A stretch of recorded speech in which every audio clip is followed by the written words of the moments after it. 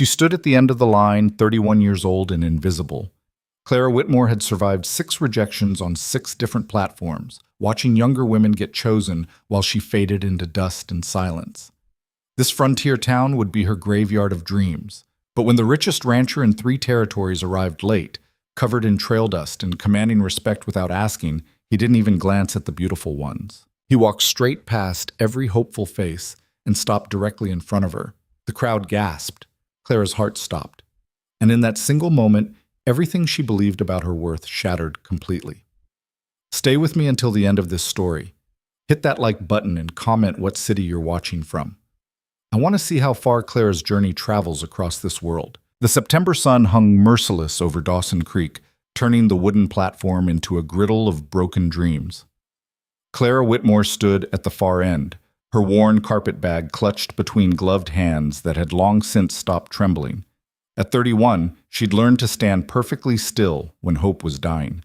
Learned not to flinch, not to let her face reveal the crumbling inside. 6 times before she'd stood on platforms like this one. 6 times she'd been passed over. The math was simple, brutal, and absolute. In 1878, a woman her age, without means, without family, without the soft prettiness that made men's eyes light up. That woman was a ghost already. The frontier had no use for ghosts, no matter how capable their hands or sharp their minds. Ladies, please form a line according to your registration numbers. Mrs. Hendricks, the stern-faced coordinator from the Women's Settlement Society, moved down the platform with a clipboard and the kind of efficiency that left no room for sentiment. Gentlemen will begin viewing at 2:30. Remember, you are here as prospective brides, not cattle. Maintain your dignity. Clara almost laughed at that. Dignity. As if dignity put food on a table or kept a roof overhead. As if dignity meant anything when desperation carved itself into your bones. She took her place at the end of the line, position number 12 out of 13, unlucky from the start. To her right stood Emma Thornhill, a wisp of a girl barely 19 with golden hair that caught the sunlight like spun sugar. Emma's hands shook as she smoothed her Sunday dress, and Clara felt an unexpected surge of protectiveness toward this trembling creature who still believed in fairy tales. "First time?" Clara asked quietly. Emma nodded, not meeting her eyes. "Yes, ma'am. My father passed last winter. Farm got sold for debts. I got nowhere else." "You'll be fine," Clara said, and meant it. Girls like Emma always got chosen. It was women like Clara, too old, too plain, too obviously used up by life's harsh handling, who rode the rails from town to town, hope bleeding out a little more with each mile. "Have you done this before?" Emma's voice was small, curious. "Once or twice," Clara lied. No need to terrify the girl with the truth. No need to explain what it felt like to stand silent and still while men's eyes slid past you like you were made of air, landing instead on younger faces, smoother skin, the promise of easy fertility and uncomplicated futures. The platform filled with women, some desperate, some hopeful, some wearing the same hollow expression Clara saw in her mirror each morning. The smell of cheap perfume mixed with fear sweat hung in the hot air. Somewhere down the line, a woman was crying softly. Another was praying under her breath. Clara did neither. She'd cried herself empty 3 years ago. And prayer was for people who still believed someone was listening. "Gentlemen are approaching," Mrs. Hendricks announced, clapping her hands sharply. "Stand straight. Smile naturally. Do not speak unless spoken to. Remember, you represent not just yourselves, but the entire Women's Settlement Society program." The men came in a cluster, boots heavy on the wooden planks. Clara counted 15 of them. Ranchers, shopkeepers, farmers, a blacksmith still wearing his leather apron. They moved down the line with varying degrees of interest, some bashful, some bold, all of them evaluating horseflesh disguised as matrimony. It happened exactly as Clara knew it would. The first man, a solid-looking farmer named Hutchkins, stopped in front of Emma. "Name?" "Emma Thornhill, sir." "You cook?" "Yes, sir." "And sew and keep house." "That'll do." He raised his hand, the signal of selection. Mrs. Hendricks marked her clipboard with sharp efficiency. Emma let out a small gasp of relief, and Clara felt genuinely glad for her, one less soul drowning in the deep water of uncertainty. The selection continued. A quiet brunette named Sarah went to a shopkeeper. A plump, cheerful woman named Molly was claimed by a rancher who looked kind. One by one, hands rose. Names were marked. Futures were decided in the space between one heartbeat and the next. Clara stood perfectly still. Men's eyes touched her face and slid away, quick as minnows. Too old. Too thin. Too something that didn't match what they'd imagined when they wrote to the society asking for a wife. She saw it in their faces. The small disappointment, the barely concealed calculation that maybe the next woman would be better, younger, more worth the investment of a name and a home. By 3 o'clock, only 3 women remained unchosen. Clara, a hard-faced woman named Margaret, who'd cursed loudly at one potential suitor, and Ruth, a widow of 45 who stood with the patience of someone who'd already survived worse than rejection. The remaining men, 2 of them, looked uncomfortable. One was ancient, probably 70, with tobacco-stained whiskers and hands that shook. The other was barely 20, pimpled and nervous, clearly having scraped together every dollar for the registration fee. The old man approached Margaret, who crossed her arms and glared him into retreat. The boy approached Ruth, took one look at her age-weathered face, and backed away, stuttering apologies. Neither looked at Clara. It was finished. "Ladies, I'm afraid..." Mrs. Hendricks consulted her clipboard with the expression of a woman calculating acceptable losses. "I got money for the return fare," Margaret interrupted. "Don't need your charity speech." "As do I," Ruth said quietly. "Thank you for the opportunity." Clara said nothing. She had $17 folded in her pocket, enough to get her to Denver, maybe San Francisco if she was careful, enough to start over one more time in some new city where no one knew her as the woman who couldn't even get chosen on a frontier bride platform. "Very well." Mrs. Hendricks marked her clipboard with what might have been relief. "The afternoon train departs at 5. The society wishes you all the best in your future endeavors." Future endeavors. What a bloodless way to describe the slow starvation of hope. Clara reached for her carpet bag, muscles moving with the numbness that came after you'd bled out all feeling. She would walk to the station, buy her ticket, ride west into the setting sun, and whatever waited there. Another city? Another position as a seamstress, or laundress, or companion to some demanding old woman. Another few years of invisibility before age and poverty finished what rejection had started. It was fine. She was used to it. The platform was clearing now, chosen women gathering their few possessions while their new husbands waited with varying degrees of patience. Emma caught Clara's eye and started to move toward her, sympathy written across her young face. Clara turned away. She couldn't bear kindness right now. Couldn't bear the well-meaning pity of someone whose future had just opened like a flower while Clara's closed like a fist. She took 3 steps toward the stairs leading down from the platform, and then she heard it. The thunder of hooves hitting hard-packed dirt at full gallop. The shouts of men scrambling out of the way. The explosive energy of something powerful and unstoppable bearing down on the platform with absolute determination. Clara turned. Everyone turned. A massive bay stallion slid to a halt in a spray of dust and gravel. The rider dismounted before the horse had fully stopped, boots hitting ground with decisive purpose. Jonah Mercer. Even Clara, new to this town, knew the name. Everyone knew the name. The most successful rancher in 3 territories, owner of the largest spread in the valley. A man whose word carried weight in territorial politics and whose reputation preceded him like thunder before lightning. He was also late. Very late. Jonah Mercer stood at least 6'3", broad-shouldered and lean-hipped in the way of men who worked hard every day of their lives. Trail dust covered his clothes, a fine gray coating that spoke of hard riding. His hat was pushed back, revealing dark hair silvered at the temples, and a face that harsh weather and harder years had carved into angles and planes. Maybe 40, maybe older. It was impossible to tell with men like this, men who'd been forged by sun and wind and circumstances that killed softer people. His eyes swept the platform, gray eyes, the color of storm clouds, taking in the scene with intelligence that missed nothing.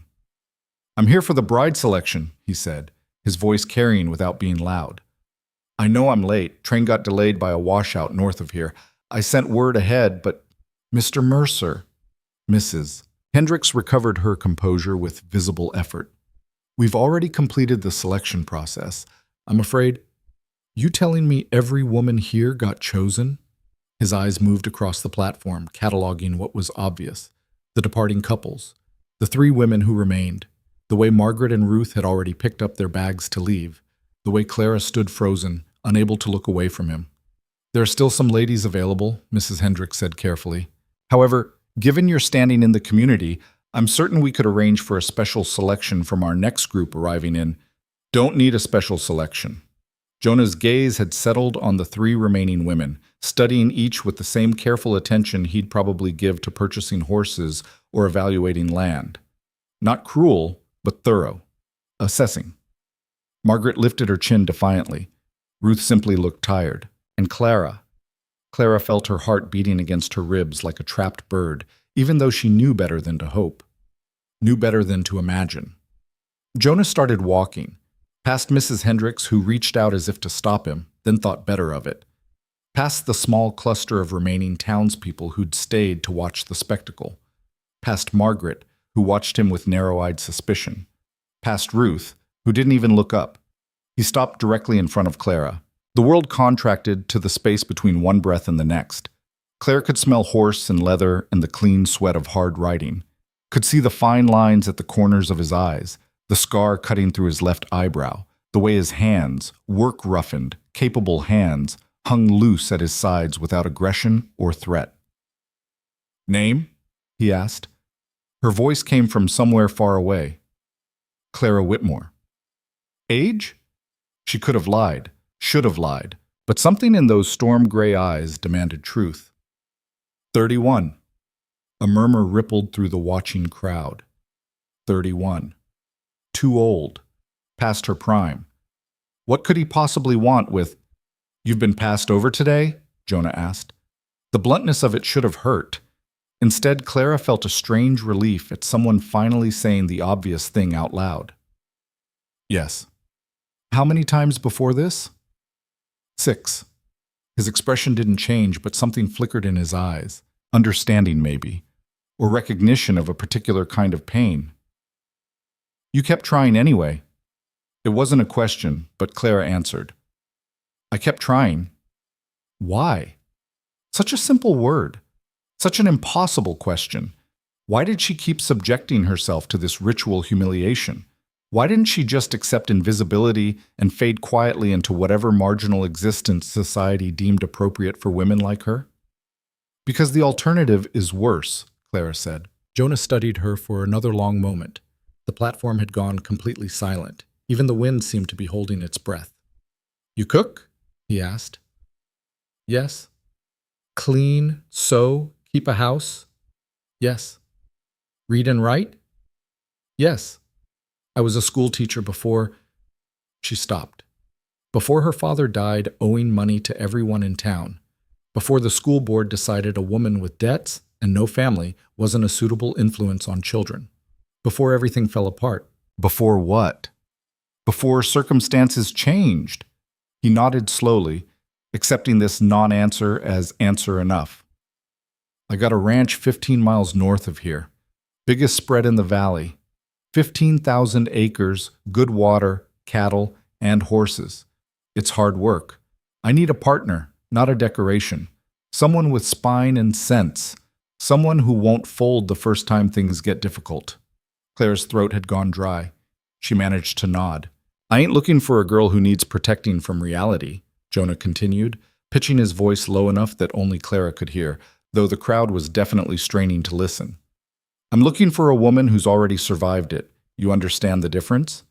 Yes, Clara whispered. I'm 42 years old. Widower.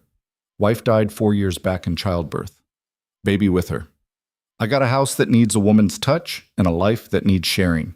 I work hard. I drink occasionally, but not to excess. I keep my word once given. I'd expect the same from a wife. This was happening. This was actually happening. Claire's hands had started trembling again, but differently now, not from fear of rejection, but from the terrifying possibility of acceptance.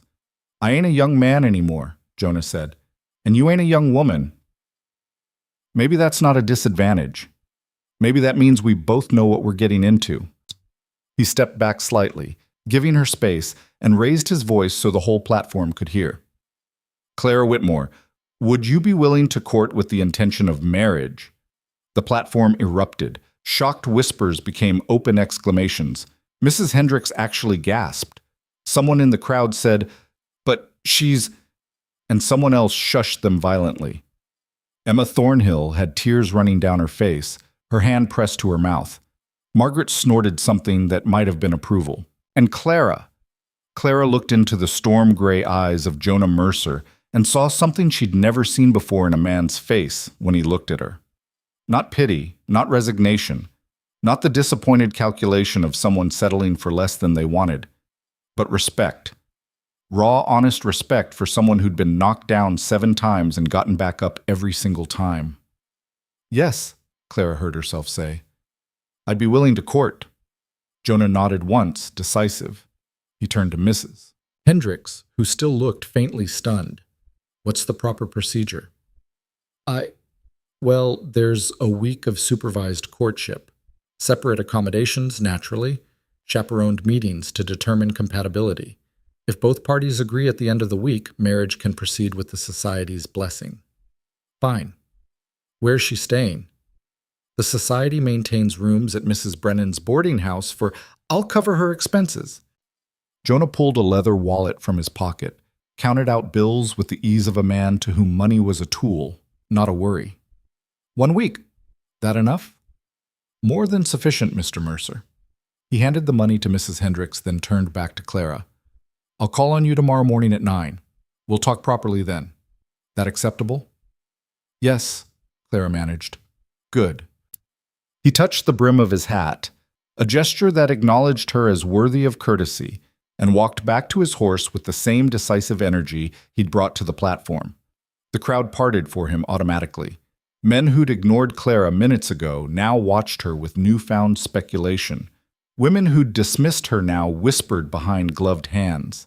Jonah mounted his stallion in one smooth motion, wheeled the horse around, and rode off in the same cloud of dust he'd arrived in. And just like that, he was gone. Clara stood motionless, her carpetbag still clutched in numb hands, trying to process what had just happened.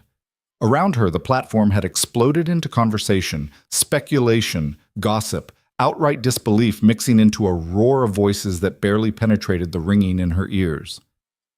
"Well," Mrs. Hendricks said, recovering her professional demeanor with visible effort, "that was highly irregular. But Mr. Mercer is a respected member of the community, and his offer was made in good faith.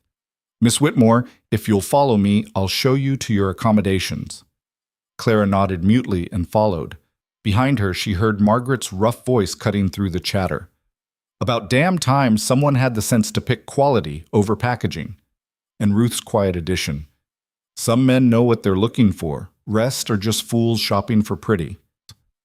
Emma caught up with Clara as they descended the platform stairs, grabbing her hand and squeezing tight. "Oh, Miss Clara, Mr. Mercer, he's the wealthiest man in the territory, and he chose you. Isn't it wonderful?" Clara looked at the girl's shining face and felt something crack open in her chest. Not quite hope, she'd learned better than that, but something close to it. Something dangerous and terrifying and utterly necessary. "Ask me in a week," she said softly, "when I know if it's real." Mrs. Brennan's boarding house was a tidy 2-story structure on the respectable end of Dawson Creek's main street. The proprietress herself was a compact woman of 60, with sharp eyes that missed nothing and a brisk efficiency that reminded Clara of a particularly organized bird. "You're the one Jonah Mercer chose," Mrs. Brennan said, leading Clara up the narrow stairs. Not a question.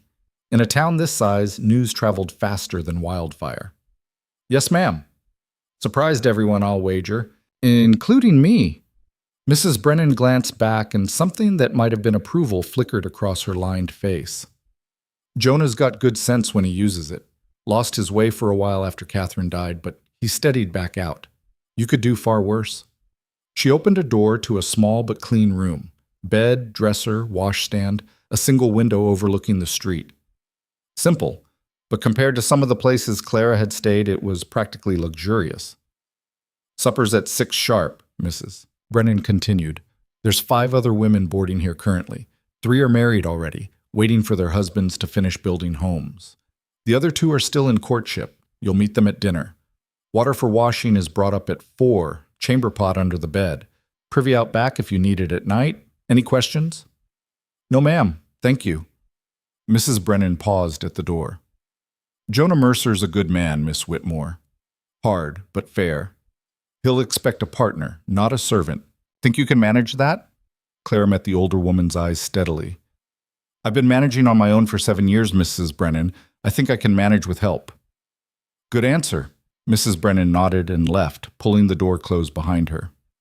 Alone. Finally. Clara set her carpet bag on the bed and sat down beside it. Her legs had started shaking, delayed reaction setting in now that she was safe from watching eyes. She gripped her knees and tried to breathe steadily through the storm of emotions threatening to overwhelm her carefully maintained composure. He chose her. Jonah Mercer, the richest rancher in 3 territories, had walked past every other woman and chosen her. Why? The question circled like a vulture. Men like that didn't choose women like her unless there was a reason. An angle. Something that made sense of the incomprehensible. Clara had learned young that nothing good came without a price, and kindness was usually a mask for something darker underneath. But what could he possibly want from her that he couldn't get from any of the younger, prettier women who would have fallen over themselves for the chance to be Mrs. Jonah Mercer? She stood abruptly, needing movement to quiet the chaos in her mind. The window drew her, and she looked out over Dawson Creek's modest main street. A few wagons moved lazily through the dust. A dog slept in a patch of shade. Normal life continuing as if Clara's entire world hadn't just been picked up and shaken like a snow globe. Tomorrow morning at 9, he'd said. They would talk properly. Clara pressed her forehead against the sun-warmed glass and allowed herself one moment of raw honesty. She was terrified. Not of him specifically, though any smart woman was cautious around men she didn't know, but terrified of hoping. Terrified of believing this might be real, only to have it snatched away like every other good thing that had ever briefly touched her life. Terrified of investing any emotion in this impossible situation and being gutted when it inevitably fell apart. 7 times she'd stood on platforms and been passed over. 7 times she'd accepted rejection and moved on. What if the 8th time was different? What if this was the moment everything changed? And what if it wasn't? A knock on her door scattered her spiraling thoughts. Clara straightened, wiped her face, though she hadn't been crying, and opened the door to find Emma Thornhill standing in the hallway, still wearing her Sunday dress, eyes bright with suppressed excitement. Miss Clara, I'm staying here too. Mr. Hutchkins, my husband-to-be. He's got a farm 3 miles east, but it's not quite ready yet. So I'm boarding here for the week during courtship. Isn't it wonderful that we'll be together? Clara couldn't help but smile at the girl's irrepressible enthusiasm. Wonderful, she agreed, stepping back to let Emma into the small room. Emma bounced in and perched on the edge of the bed like an excited bird. Tell me everything. What did Mr. Mercer say to you? Why did he choose you? Do you know anything about him? Is it true he owns 15,000 acres? Emma, slow down. I know barely more than you do. But you must know something. Everyone's talking about it. Sarah, she got chosen by Mr. Patterson, the shopkeeper. Sarah said her husband-to-be told her that Jonah Mercer could have had any woman in the territory. Women have been throwing themselves at him for years since his wife died, and he never looked at any of them. So why now? Why you? Clara sat down next to Emma, the question hanging between them like smoke. I don't know. Maybe he saw something special in you, Emma said with the absolute certainty of someone young enough to still believe in fairy tales. Maybe he recognized that you're different from all those silly girls. I'm different because I'm old and plain, Clara said bluntly. Let's not romanticize it. You're not old. 31 isn't old. In frontier marriage terms, it's ancient. Emma frowned, her young face serious. Miss Clara, can I tell you something? When I was standing on that platform, before Mr. Hutchkins chose me, I was watching you. You stood so straight, even when everyone was being chosen except you. You didn't cry or beg or make yourself small. You just stood there, like you deserved to be there as much as anyone. And I thought if I can be half that strong when life gets hard, I'll be okay. So Clara felt her throat tighten. Emma, so maybe, the girl continued softly, maybe Mr. Mercer saw the same thing I did. Maybe he saw someone strong enough to stand beside him, not behind him. Someone who wouldn't break. Before Clara could respond, Footsteps sounded on the stairs, followed by Mrs. Brennan's voice calling that supper would be served in 15 minutes. Emma jumped up. "I should go change, but Miss Clara, I'm glad he chose you. I'm glad you're getting a chance." She slipped out, leaving Clara alone with thoughts that wouldn't settle. Someone strong enough to stand beside him, not behind him. Was that what Jonah Mercer had seen when he looked at her? Not a desperate woman to be pitied, but a potential partner with enough spine to weather whatever storms the frontier threw at them? It was a novel thought. Terrifying, but novel. Clara changed into her one decent dress. Dark blue cotton, carefully mended, pressed as smooth as she could manage with a traveling iron. She pinned her dark hair into a neat bun, studying her reflection in the small mirror above the washstand. 31 years old, lines beginning to form at the corners of her eyes and mouth. Skin that had lost the bloom of youth but hadn't yet surrendered to age. A face that wouldn't turn heads in a crowd, but wouldn't frighten children either. Ordinary in every possible way. Except for her eyes. Clara leaned closer to the mirror, examining eyes that had seen too much disappointment to be soft anymore. Gray-green, her mother had called them. Steady eyes. Eyes that met the world directly and didn't flinch away from hard truths. Maybe those were the eyes that Jonah Mercer had recognized. Maybe. Supper was served in Mrs. Brennan's dining room, a cheerful space with yellow curtains and enough seating for a dozen people. Clara found herself at a table with Emma, the two other courting women, Sarah and Molly, and the three already married women waiting for their homes to be completed. The conversation swirled around her, excited chatter about husbands and homes and futures opening like flowers. Clara picked at her pot roast and tried to contribute when directly addressed, but mostly she listened, feeling oddly separate from these women who seemed so certain that everything would work out perfectly. And Mr. Mercer's ranch is called the Triple Creek, one of the married women, a plump, cheerful person named Adelaide, was saying. Named for the 3 creeks that run through his property. They say his cattle are the finest in the territory, and his horses, oh, his horses are legendary. People come from as far as California to buy his stock. I heard he's got 30 cowboys working for him, Sarah added, eyes wide. 30! Can you imagine managing a household that size? Catherine managed it, another married woman said quietly. This was Beth, older than the others, with sad eyes and careful hands. His first wife. She died 4 years ago, childbirth complications. A hush fell over the table. How awful, Emma whispered. They say he nearly died himself after, Beth continued. Not physically, but in spirit. Locked himself away on the ranch for months. Wouldn't see anyone, wouldn't come to town. His foreman practically ran everything while Jonah grieved. Clara's fingers tightened on her fork. A man who'd loved his wife enough to nearly break when he lost her. What did that man want with a bride acquired from a platform of desperate women? But he recovered, Adelaide said firmly, clearly uncomfortable with the dark turn of conversation. He's a pillar of the community now, serves on the territorial council, helps settle disputes, contributes to the school and church. A good man. A lonely man, Beth said softly, looking directly at Clara. There's a difference between recovering and healing. He recovered. I don't think he's healed. The words settled like stones in Clara's chest.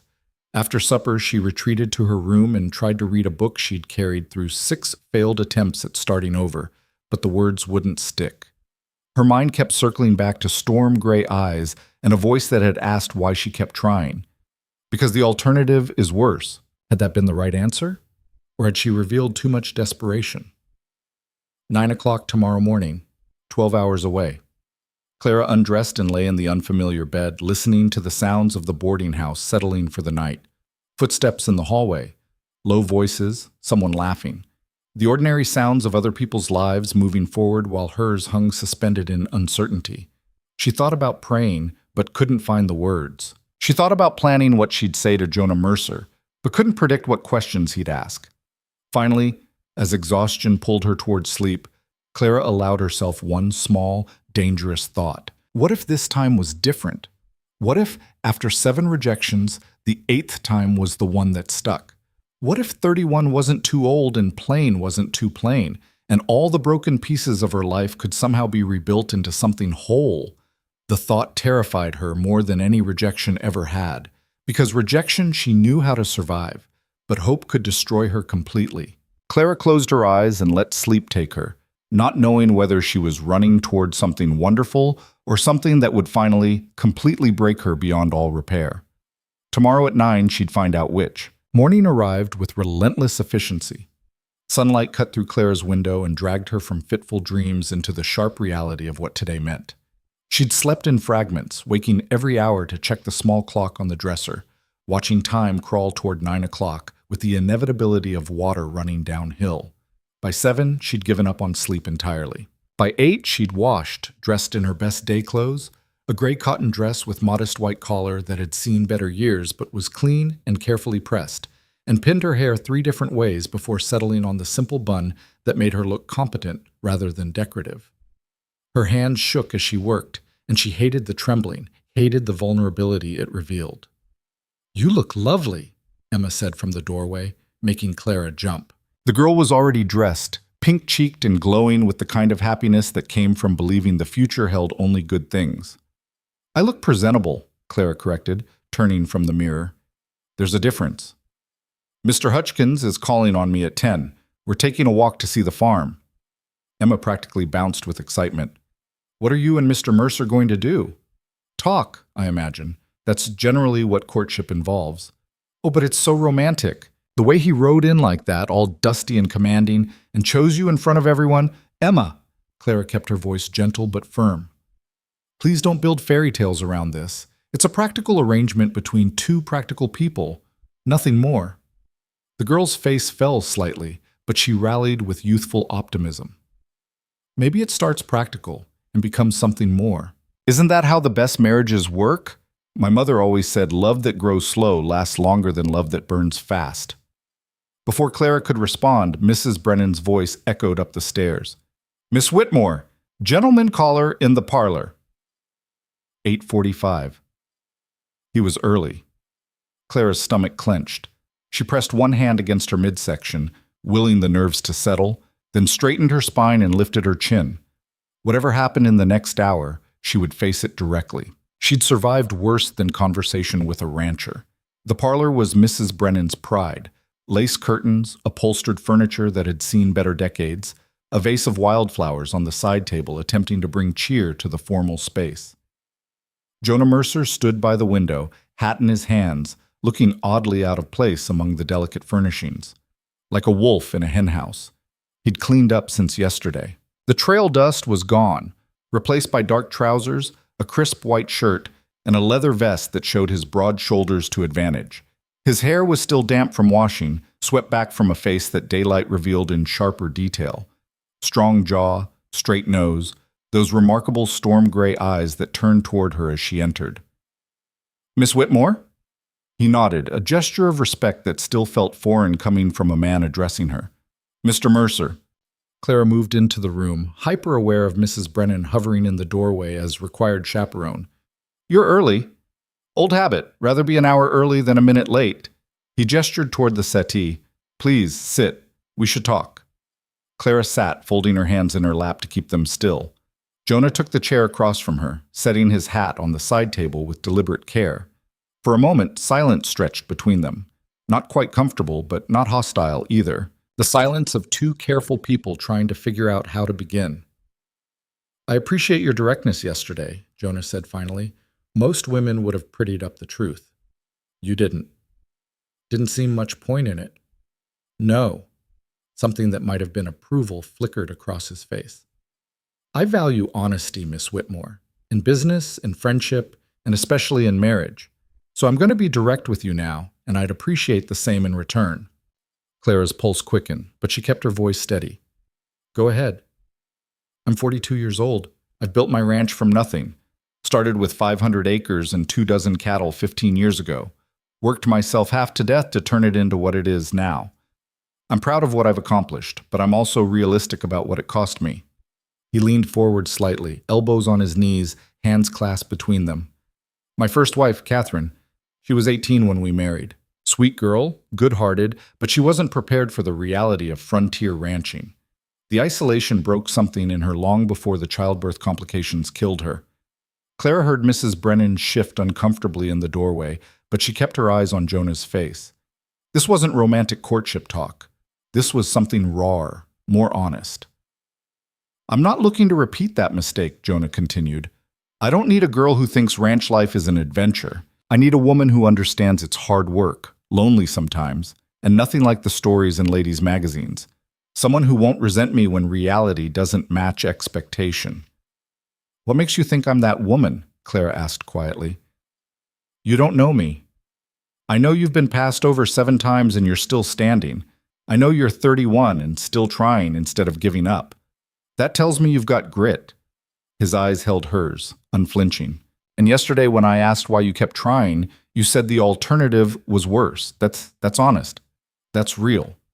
That's someone who understands how hard the world can be. So you chose me because I failed repeatedly. The words came out sharper than intended, edged with old pain. I chose you because you survived failing repeatedly, Jonah corrected. There's a difference. The ranch will test you, Miss Whitmore. Weather, isolation, hard work, disappointments. I need someone who won't fold at the first difficulty. Your history suggests you don't fold. It was the strangest compliment Clara had ever received, and yet it settled into her chest with unexpected warmth. Not you're pretty or you seem nice, but you don't fold, as if resilience was worth more than a pleasing face or gentle disposition. What exactly would you expect from a wife? She asked. Partnership. The word came without hesitation. Someone to help run the household, manage supplies, keep books if you're capable. The ranch employs 30 men year-round, more during roundup and branding seasons. They need feeding, injuries tended, disputes settled. Catherine found it overwhelming. I'd need someone who could handle it. I kept books for my father's general store until he died, Clara said. I can manage accounts. And I've cooked for church suppers, feeding 50 people. I'm not afraid of hard work, Mr. Mercer.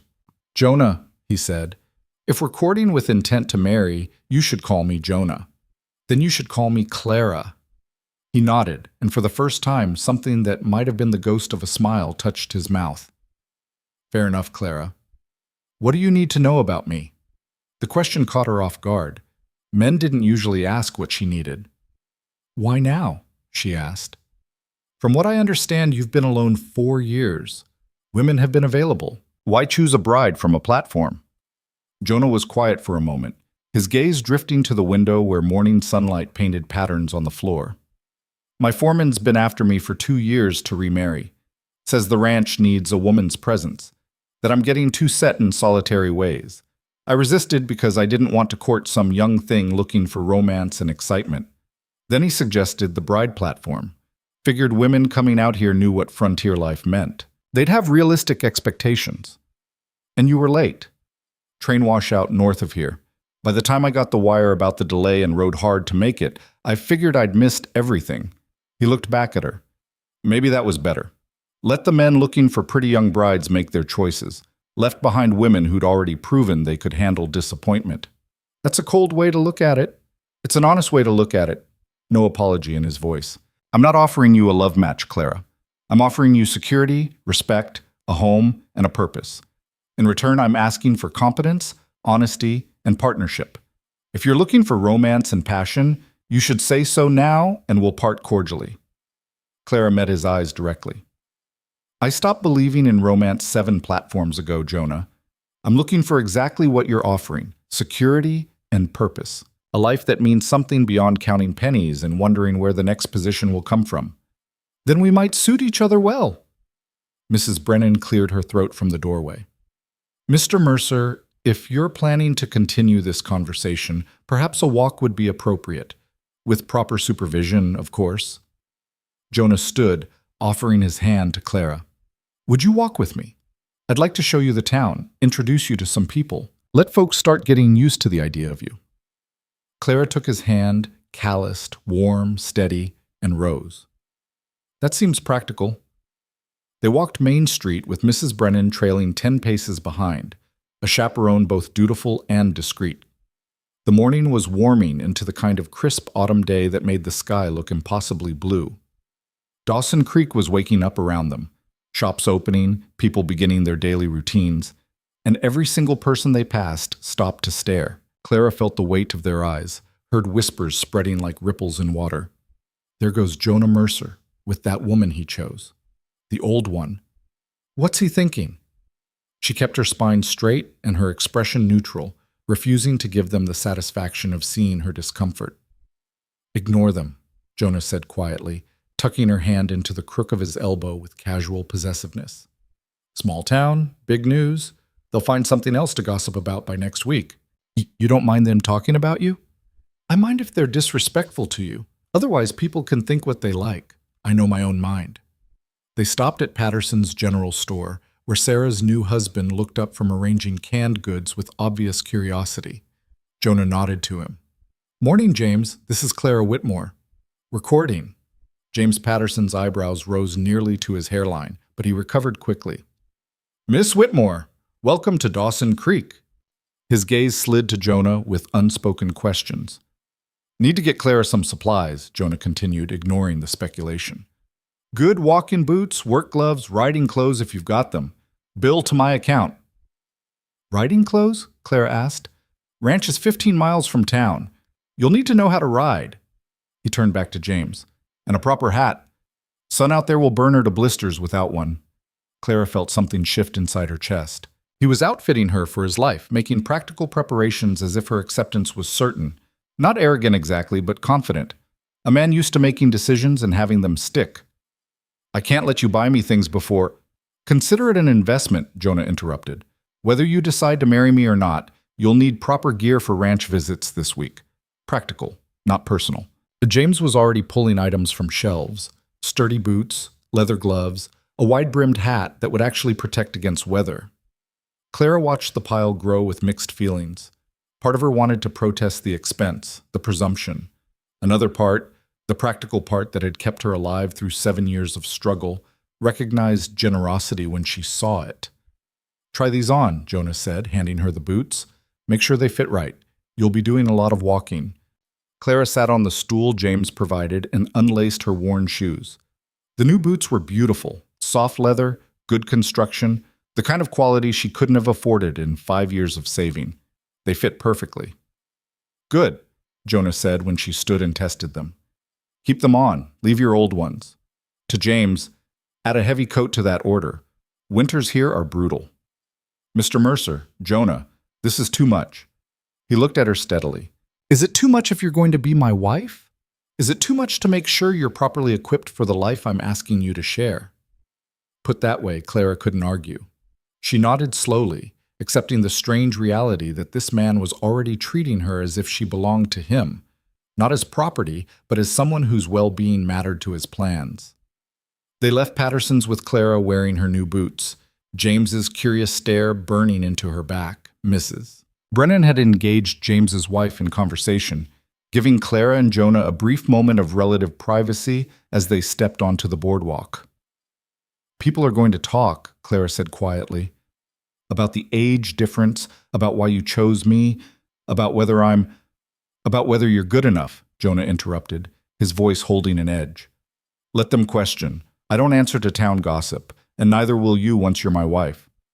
If I become your wife. When? He said it with calm certainty.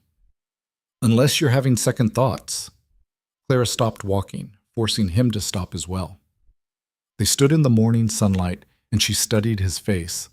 The lines that pain and work had carved, the eyes that had seen loss and survived it, the mouth that seemed unused to smiling but capable of honesty. I need you to understand something, she said carefully. I've been desperate before. I've made bad choices because desperation makes you grab at anything that looks like salvation. I don't want to do that again. What do you want? I want to make a clear-headed decision about whether we actually suit each other, not whether you're my last chance or whether I should be grateful someone finally chose me, whether we specifically can build something real together. Jonah considered this, then nodded slowly. That's fair? That's smart, even. So what do you need from me this week to make that decision? Honesty about your life, your expectations, your temperament, and time to see whether I can actually manage what you're asking of me. Done. He resumed walking, Clara falling into step beside him. Tomorrow you'll come to the ranch. Stay the day. Meet my foreman and some of the hands. See what the work actually involves. If it's not what you can handle, better to know now. And if I decide it's not, then I'll shake your hand, thank you for your time, and wish you well in whatever you do next. No hard feelings, no obligations. I'm not interested in trapping anyone into a life they'll hate. The simplicity of it was almost shocking. No pressure, no manipulation, just a straightforward offer and the freedom to refuse. Clara had dealt with enough men to know how rare that was. They walked in silence for a while, making a circuit of the small town. Jonah pointed out landmarks, the building where services were held every Sunday, the doctor's office run by a competent, if somewhat unreliable, physician named Hadley, the blacksmith who did excellent work when sober. He introduced her to people they met with the same straightforward announcement, "This is Clara Whitmore, recording." Each time, Clara watched faces register surprise, speculation, sometimes poorly concealed judgment. Women's eyes raked over her, cataloging her age, her plain dress, trying to understand what Jonah Mercer saw in such an unremarkable woman. Men's reactions varied from respectful nods to barely concealed smirks. "Does it bother you?" she asked after the fifth such encounter. "What they're thinking. They're thinking I picked a woman instead of a girl. They're thinking I used my brain instead of my—" He stopped, cleared his throat. "Instead of baser considerations. Let them think whatever they want. 6 months from now, when you're running my household better than anyone expected, they'll be singing different songs." The confidence in his voice was both reassuring and terrifying. He seemed to have no doubt that she would succeed, that she would become his wife, that everything would work out according to his plan.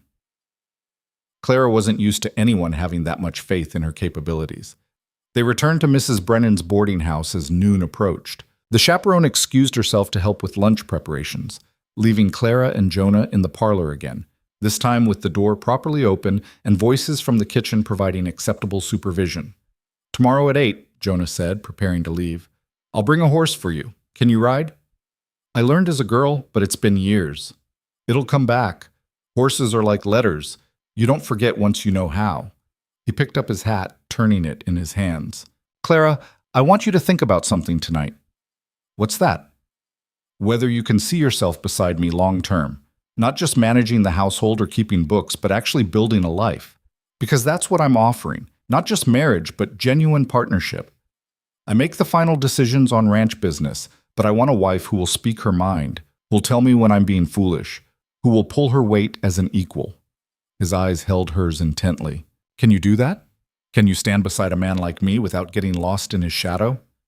Clara thought about the 7 platforms, the 7 rejections, the 7 times she'd swallowed her pride in her voice to make herself acceptable. She thought about the years of diminishing herself to fit into smaller and smaller spaces, hoping someone would finally find her worth keeping. "I don't know," she said honestly. "I've spent so long trying to make myself smaller that I'm not sure I remember how to take up space anymore." "Then maybe it's time you learned again." Jonah settled his hat on his head. "I'll see you tomorrow morning, Clara. Wear those new boots. We've got ground to cover." He left, and Clara stood in the parlor, listening to his footsteps fade down the boardwalk, feeling as if she'd just agreed to something much larger than a simple courtship. Mrs. Brennan appeared in the doorway, wiping flour-dusted hands on her apron. "That man's serious about you," the older woman said. "I've known Jonah Mercer 10 years, and I've never seen him look at anyone the way he looks at you." "How does he look at me?" "Like you're a puzzle he's determined to solve. Like you're something valuable he's afraid might slip through his fingers if he's not careful." Mrs. Brennan smiled. "Like someone worth fighting for." That night, Clara lay in bed unable to sleep, her mind replaying every word of the day's conversation. The other women in the boarding house were giddy with courtship excitement. Emma had walked with Mr. Hutchkins and come back glowing. Sarah had picnicked with her shopkeeper. Molly had been given flowers by her rancher suitor. They all seemed so certain, so confident that everything would work out perfectly. Clara envied them that certainty while simultaneously distrusting it. Life had taught her that certainty was usually an illusion, that the ground could open beneath your feet when you least expected it. But Jonah hadn't offered certainty. He'd offered honesty, partnership, and the freedom to choose or refuse. That felt more real than all the romantic promises in the world. Clara rolled onto her side, watching moonlight paint silver squares on the floor, and tried to imagine herself as Mrs. Jonah Mercer. Tried to picture the ranch, the cattle, the men she'd be responsible for feeding and managing. Tried to envision a life where she wasn't invisible, wasn't an afterthought, wasn't constantly bracing for the next rejection. It was harder to imagine than she'd expected. Hope felt like a foreign language she'd forgotten how to speak. The next morning arrived clear and cold, autumn asserting itself with frost on the windows. Clara dressed in her new riding clothes, sturdy split skirt, practical blouse, the boots that still felt strangely luxurious on her feet. She braided her hair tightly and secured it at the nape of her neck, then settled the wide-brimmed hat on her head. Looking in the mirror, she barely recognized herself. She looked competent, capable, like someone who belonged on a frontier ranch, like someone who might actually deserve to be chosen. Jonah arrived exactly at 8, leading 2 horses, his massive bay stallion and a smaller chestnut mare with gentle eyes. Mrs. Brennan insisted on a hearty breakfast first, feeding them both until Clara thought she might burst, then sent them off with a basket of food for midday and strict instructions to have Clara back before dark. "This is Rosie," Jonah said, indicating the mare. "She's even-tempered and forgiving. Good horse for someone getting back into riding." Clara approached the mare carefully, letting the horse sniff her hand before stroking the soft nose. "Hello, Rosie. Let's be friends." Mounting was awkward. Clara's muscles protested positions they hadn't assumed in years. But Jonah was patient, adjusting stirrups and offering quiet instruction until she sat reasonably secure in the saddle. The mare shifted beneath her, and Clara's hands tightened on the reins. "Relax," Jonah said from atop his stallion. "She can feel your tension. Just breathe and let your body remember." They started off at a walk, Dawson Creek falling away behind them as they headed north into open country. The land rolled away in every direction, grassland dotted with cattle, distant mountains painting purple shadows on the horizon, sky so vast it made Clara feel simultaneously insignificant and part of something enormous. "Beautiful, isn't it?" Jonah asked, watching her face. "Terrifying," Clara answered honestly. "So much space. A person could get lost and never be found. Or a person could finally have room to breathe." He urged his stallion into an easy trot, and Clara's mare followed suit. "You'll get used to it. The space becomes freedom instead of fear." They rode for an hour, Clara's muscles screaming protest, but her stubbornness refusing to complain. Jonah pointed out landmarks, creek beds, property boundaries, the places where cattle like to gather. He explained the rhythm of ranch life, the seasonal work, the challenges of weather and market prices, and managing men who sometimes needed firm handling. "You ever fire anyone?" Clara asked. "3 times. Twice for drinking on the job, once for stealing. It's not pleasant, but sometimes necessary." "And you'd expect me to help make those decisions?" "I'd expect you to know the men well enough to have an opinion worth hearing. Final say would be mine, but I'm not interested in a wife who just nods and agrees with everything I say." Catherine did that. It meant I was making decisions without all the information.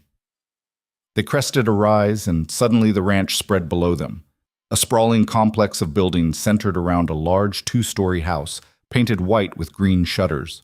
Barns, corrals, bunkhouses, storage sheds. An entire small community organized around the business of raising cattle and horses. "That's home," Jonah said simply. Clara's breath caught. Home. When had she last had something she could call home? Not since her father died and creditors sold everything, leaving her with a carpet bag and $17 to start over somewhere, anywhere else. They rode down into the ranch, and immediately men appeared, cowboys stopping their work to stare at the woman riding beside their boss. Jonah ignored the attention, dismounting and helping Clara down with hands that steadied her when her legs wobbled. "Give yourself a minute," he said quietly. "First long ride after time away is always rough." A man in his 50s approached, bow-legged and weathered, with keen blue eyes that assessed Clara in one sweeping glance. "So this is her. Clara, meet Sam Hastings, my foreman. Sam, this is Clara Whitmore, we're courting." Sam's weathered face cracked into something that might have been a smile. "About damn time, boss. Begging your pardon, miss." "Clara's fine," she said, finding her land legs, "and no pardon needed for plain speaking." "She'll do," Sam said to Jonah, as if Clara wasn't standing right there. Then to Clara, "You cook?" "Yes." "Good. Cookie's been threatening to quit if someone doesn't improve the spice situation. Says cowboys got no appreciation for flavor." "I'll see what I can do." Jonah touched Clara's elbow, guiding her toward the house. Let me show you inside, then we'll tour the rest and you can meet the hands properly. The house was larger than Clara expected, rooms designed for function rather than elegance, but well maintained and clean. The kitchen was huge, clearly built for feeding crowds, with a massive stove, long work tables, and storage that suggested serious meal preparation. The parlor held comfortable furniture worn from use. Upstairs, bedrooms stood mostly empty, except for what was clearly Jonah's room and a smaller room he said belonged to Sam. Catherine decorated, Jonah said, as they walked through spaces that felt oddly impersonal, like a hotel where someone once lived but left no real mark. Most of her things are packed away in the attic. I'd expect you to make this place your own, however you see fit. Clara ran her hand along a bare mantelpiece, imagining what could be. Curtains, personal touches, warmth that came from habitation rather than just occupation. It's a good house, she said. Solid. Lonely, Jonah said bluntly. Hasn't felt like home since she died, hoping the right woman could change that. They spent the rest of the day immersed in ranch life. Clara met the hands properly, 30 men of varying ages, most respectful if curious, a few openly skeptical of this plain woman their boss was courting. She watched cattle work, learned about horse breeding, sat in on a discussion about which fields to rest over winter. Jonah included her in everything, asking her opinion even when she had none, forcing her to engage rather than observe passively from the margins. At noon, they ate Mrs. Brennan's basket lunch sitting on a fence rail overlooking the south pasture.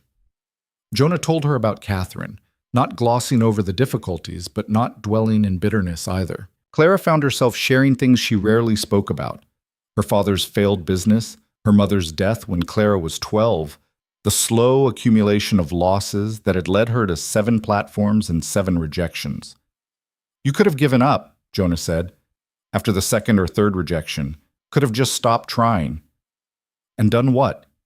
Worked myself to death in some city factory? Ended up in a poorhouse?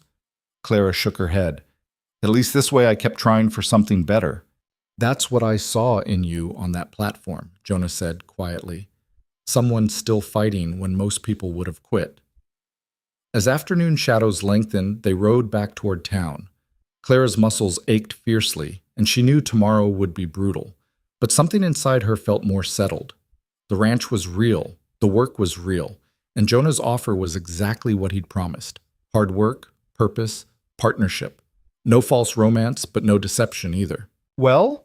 Jonah asked as Dawson Creek came into view. Honest thoughts? Clara considered carefully. It's more work than I've ever done. More responsibility than I've ever had. More space than I'm comfortable with yet. But I think I could learn to manage it. I think with time I could become good at it. That's all I'm asking. Willingness to try. They reached Mrs. Brennan's as dusk painted the sky orange and purple. Jonah helped Clara dismount, studying her when stiff muscles made her stumble. Tomorrow's Sunday, he said. Services in the morning, then a community dinner afterward. I'll call for you at 9 if that's acceptable. Church? Clara hadn't attended services in years, had lost her faith somewhere between her 3rd and 4th rejection. People will expect it, and it's a good way for them to see us together. Start accepting the idea. He paused. Unless it makes you uncomfortable. No, I'll manage. He smiled then, a real smile that transformed his face from stern to almost handsome.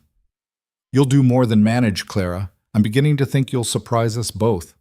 He rode away, and Clara climbed the boarding house steps feeling as if she'd run a race and wasn't sure yet whether she'd won or lost.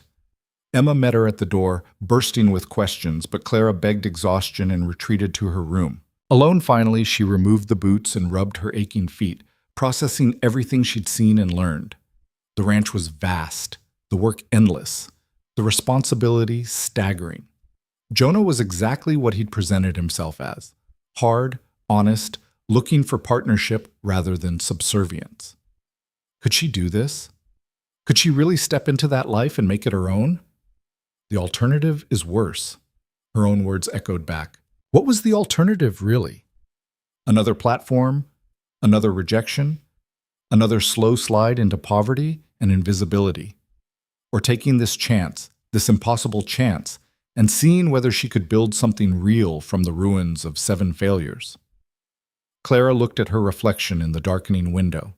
A woman in riding clothes, hair coming loose from its braid, face sun-touched and alive in a way it hadn't been in years.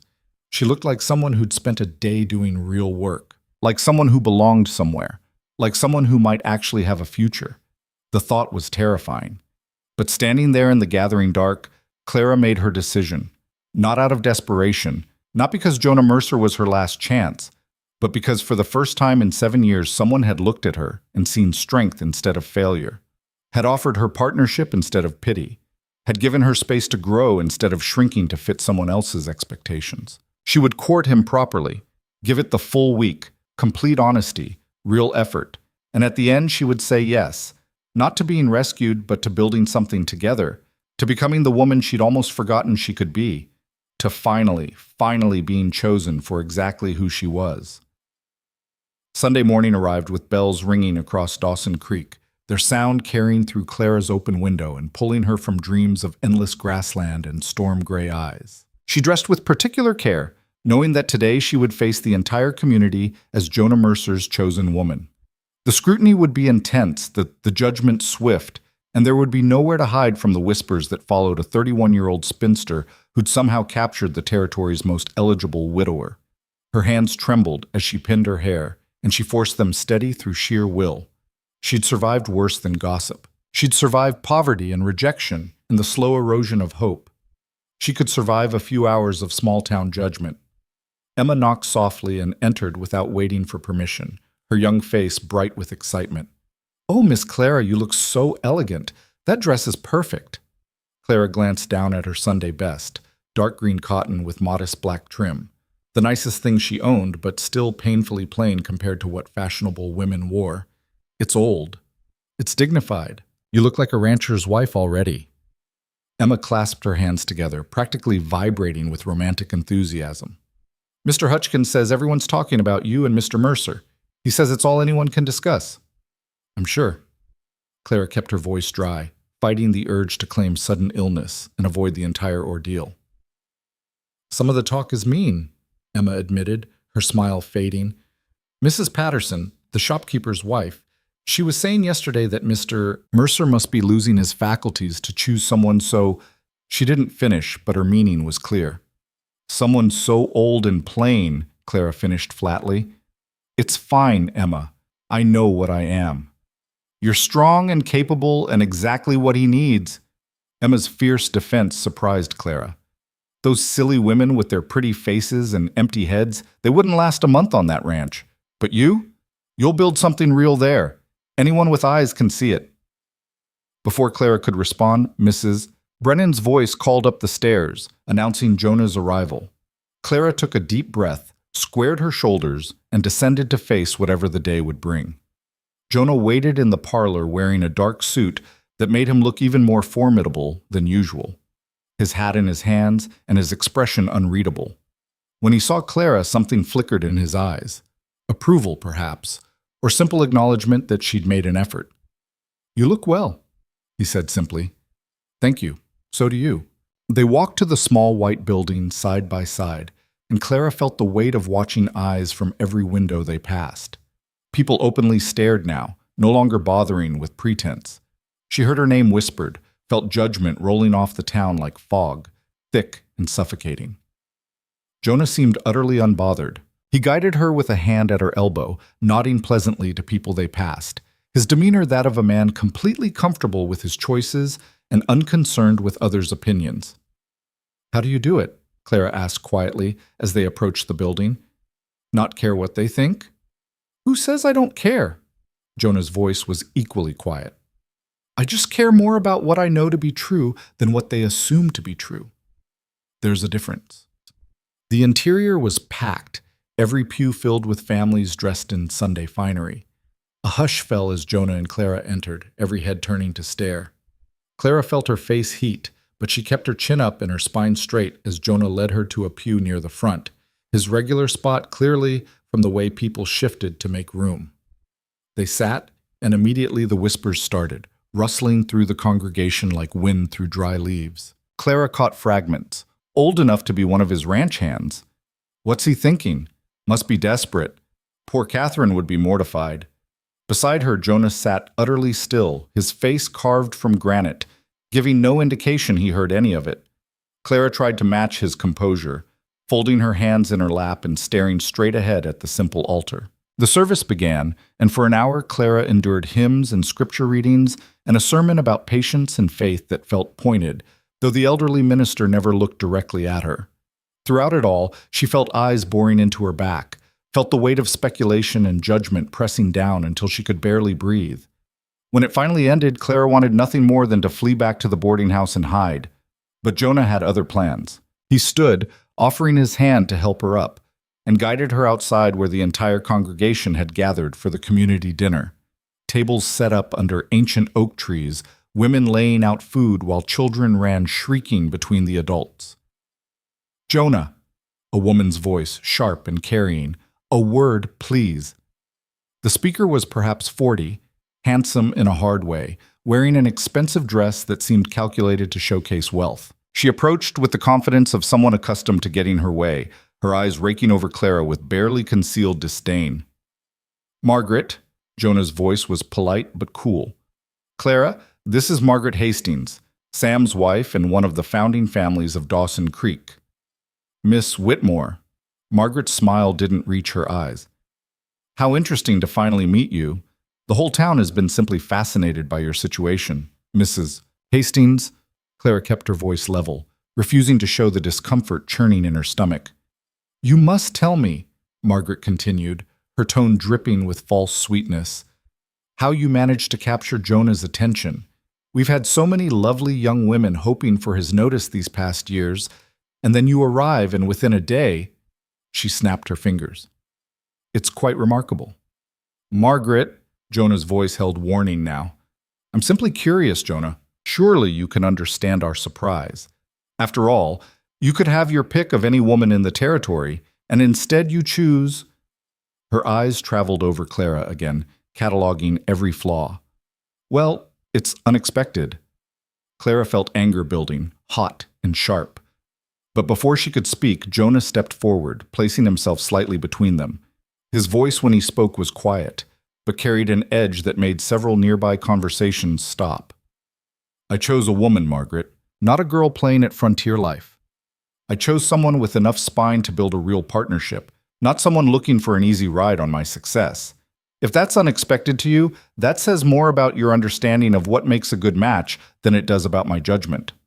Margaret's face flushed red. "I didn't mean to imply—" "Yes, you did. And now I'm telling you, plain as I can make it, that any disrespect to Clara will be taken as disrespect to me. She's going to be my wife, which makes her one of the most important women in this territory, whether you like it or not. I suggest you adjust your attitude accordingly." The silence that followed was absolute. People within earshot had stopped pretending not to listen, openly staring now at the confrontation. Margaret's mouth worked soundlessly for a moment before she managed a stiff nod and hurried away, her expensive skirt swishing. Jonah turned to Clara, his expression softening slightly. "I'm sorry about that." "You didn't have to." "Yes, I did. Margaret's been trying to match me with her niece for 2 years. This is disappointment talking, but that doesn't make it acceptable." He guided Clara toward the food tables. "Come on, let's eat and remind these people that we're not going anywhere." The meal was an exercise in endurance.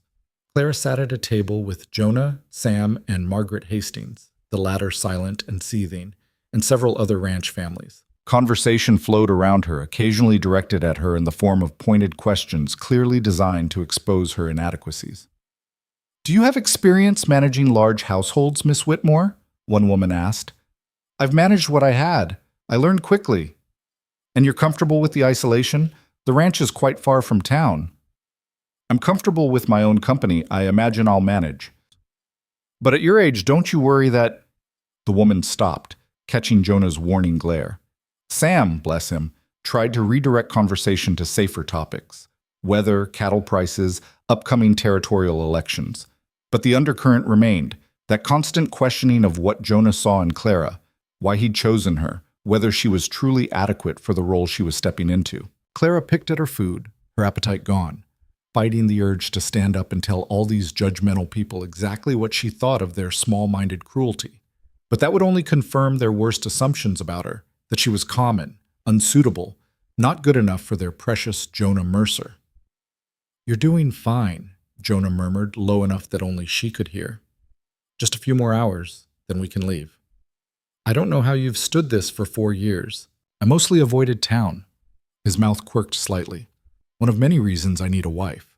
Someone to handle the social obligations I'd rather skip." Despite everything, Clara almost smiled. "You're asking me to be your social shield?" "Among other things. Think you can manage it?" She looked around at the gathered families, the women who'd been subtly cruel, the men who'd questioned Jonah's judgment. "I can manage anything if it means I don't have to be grateful for scraps anymore." Something fierce flashed in Jonah's eyes. "Good. That's what I need to hear." After the meal, Jonah was pulled into conversations about ranch business, territorial politics, matters that Clara didn't understand yet but would need to learn. She found herself standing awkwardly at the edge of groups, neither fully included nor entirely excluded, occupying that uncomfortable middle space of someone not yet accepted. "Don't let them intimidate you," the voice came from behind her. Clara turned to find Beth, one of the married women from the boarding house, her sad eyes kind. "They're testing you," Beth continued, "seeing if you'll crack under pressure." "Is this what Catherine faced?" Beth hesitated, then nodded. "Worse, actually. She was so young, so overwhelmed by everything. They sensed weakness and circled like wolves. By the end, she barely left the ranch because facing town was too painful. And they think I'll do the same." "Some do. Others figure you're tougher since you've already survived so much." Beth studied Clara carefully. "Which are you? The woman who will fold, or the one who will prove them all wrong?" Clara thought about 7 platforms, 7 rejections, 7 times she'd picked herself up and tried again. She thought about the alternative, slow starvation of hope and purpose and dignity. She thought about Jonah's offer of partnership, of being seen as strong instead of broken. "I'm the woman who doesn't fold," she said quietly. "I can't afford to." Beth smiled, the first genuine warmth Clara had received from anyone except Emma. "Then you'll do just fine. Give it 6 months. By spring, half these women will be asking your advice on household management, and the other half will be telling everyone they knew you were perfect for Jonah all along." The afternoon dragged on, and Clara felt her composure fraying with each whispered comment, each speculative glance, each barely concealed judgment. When Jonah finally suggested they take a walk, she nearly sagged with relief. They escaped the crowd and walked toward the edge of town where buildings gave way to open land. The autumn air was crisp, smelling of wood smoke and distant rain. Clara breathed deeply, letting the space and silence wash away some of the tension coiled in her chest. "That was brutal," Jonah said after they'd walked in silence for several minutes. "Worse than I expected." "Is it always like this?" "No. Usually people mind their own business better, but we're the biggest news this town's had in months, so everyone feels entitled to an opinion." He stopped walking, turning to face her. "Clara, I need to ask you something, and I need you to be completely honest." Her stomach tightened. "All right. Can you handle this? Not just today, but long term. Because this is part of the life I'm offering. Small-town politics, gossip, people who will judge you for not being what they expected. It doesn't matter to me. I know my own mind and I stand by my choices. But it'll matter to you, having to face this every time we come to town." Clara considered lying, putting on a brave face and pretending the day hadn't shaken her, but Jonah had asked for honesty and she owed him that much. "It's harder than I expected," she admitted. "I thought I was past caring what people thought of me. Turns out, I'm not as tough as I believed." "That's not weakness. That's being human. But can you handle it long term?" Clara looked out over the grassland stretching toward distant mountains. "I don't know. I want to say yes, that I'll develop thicker skin and stop caring, but honestly, I'm not sure. I've spent so long being invisible that being visible feels like standing naked in a town square." Jonah was quiet for a long moment. When he spoke, his voice was thoughtful. "You know what I see when I look at you? A mistake? A consolation prize? A woman past her prime who should be grateful for any attention?" "No," his voice was firm. "I see someone who's been beaten down repeatedly and keeps standing back up. I see someone who tells the truth even when it's uncomfortable. I see someone with enough courage to face a hostile congregation and not run crying." He paused. I see someone stronger than Catherine ever was. Stronger than most people I know. Clara's throat tightened. You barely know me. I know enough. And Clara, here's what you need to understand. I'm not offering you this life because I think you'll be grateful. I'm offering it because I think we can build something real together, but only if you genuinely want it. Only if you're willing to stand beside me and face down all those judgmental people and tell them to go to hell through actions, if not words. And if I can't, then we part ways with no hard feelings, and I go looking for someone who can. I won't drag you into a life that'll make you miserable. His eyes held hers steadily. But I don't think you're the type to back down from a challenge. I think you're angry enough and stubborn enough to prove every single one of those people wrong. Clara felt something shift inside her, anger crystallizing into determination. He was right. She was angry, furious actually, at being judged and found wanting by people who knew nothing about her struggles, who'd never stood on a platform 7 times and been rejected, who'd never had to choose between dignity and survival. You're asking me to fight, she said slowly. I'm asking you to stand your ground. There's a difference. And you'll stand with me? When they question your judgment? When they keep whispering that I'm not good enough? Clara, Jonah's voice was steady as stone. I don't give a damn what they think. I care what you can do, what you're willing to build with me. Everything else is noise.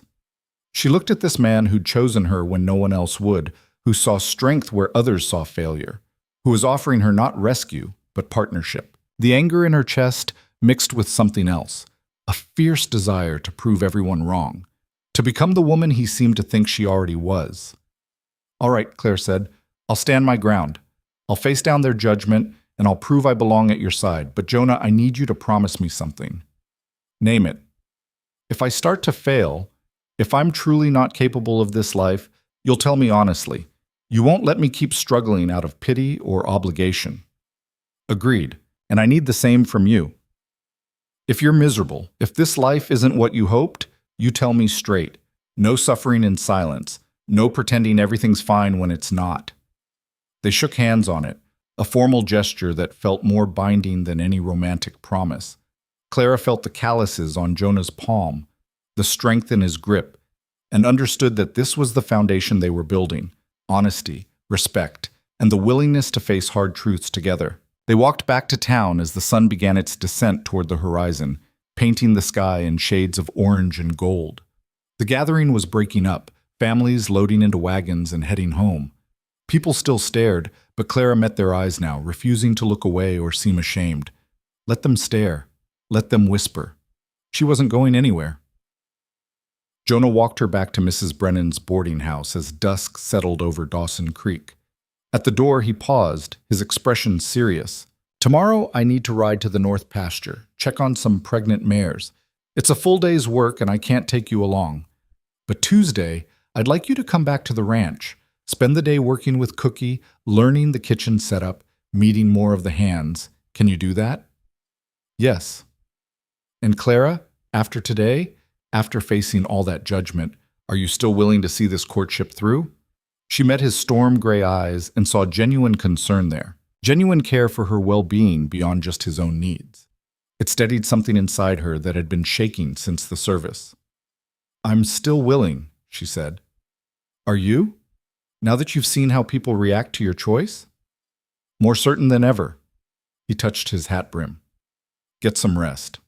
Tuesday will be hard work.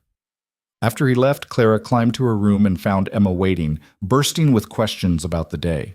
Clara gave her a sanitized version, leaving out the worst of Margaret Hastings's cruelty, downplaying the constant judgment. But Emma was sharp enough to read between the lines. They were awful to you, weren't they? The girl's eyes filled with sympathetic tears. I heard Mrs. Patterson telling someone that Mr. Mercer must be going senile to choose someone so... She didn't finish, but Clara knew what she meant. It's fine, Emma. It's not fine. You're wonderful and strong and exactly what he needs. And those horrible women are just jealous because their nieces and daughters didn't get chosen. Clara couldn't help but smile at Emma's fierce defense. Perhaps. But their jealousy is their problem, not mine. I have more important things to worry about than petty gossip. Like what? Like whether I can actually manage a ranch household, Like whether I can learn to ride well enough to be useful. Like whether I can build something real with a man I barely know. Clara sat on the bed, suddenly exhausted. Like whether I'm brave enough to actually grab this chance instead of sabotaging it out of fear. Emma sat beside her, taking her hand. You are brave enough, Miss Clara. You've already proven that by trying 7 times. Most people give up after 1 rejection. That night, Clara lay awake thinking about bravery and fear, about the difference between enduring and truly living. She'd been enduring for 7 years, surviving rejection, swallowing pride, making herself small and acceptable and grateful for scraps. But Jonah was offering her something different. He was asking her to take up space, to stand her ground, to become someone who mattered. The question was whether she could actually do it, whether she could shed the skin of 7 failures and step into the role of partner to one of the territory's most successful men. Whether she could look in the mirror and see someone worthy of being chosen instead of someone desperate for any chance at all. Monday passed in a strange limbo. Clara helped Mrs. Brennan with household tasks, walked to the general store for supplies, endured more stares and whispers from townspeople who couldn't seem to stop discussing Jonah Mercer's baffling choice.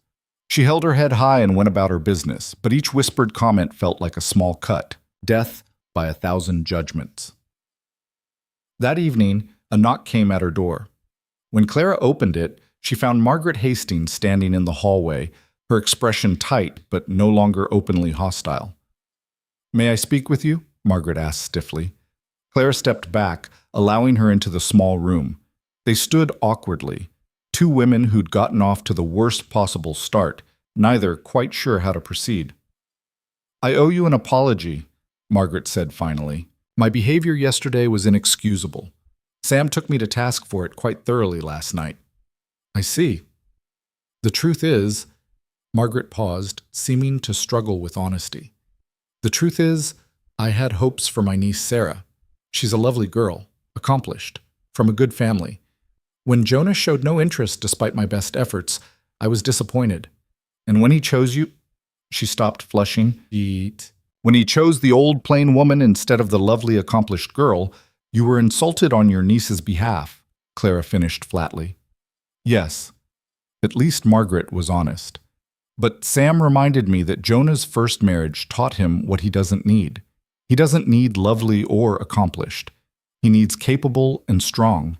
And according to Sam, who's worked with Jonah for 15 years, you've already proven yourself more capable in 2 days than most women would in 2 months." Clara wasn't sure how to respond to this backhanded compliment-apology combination.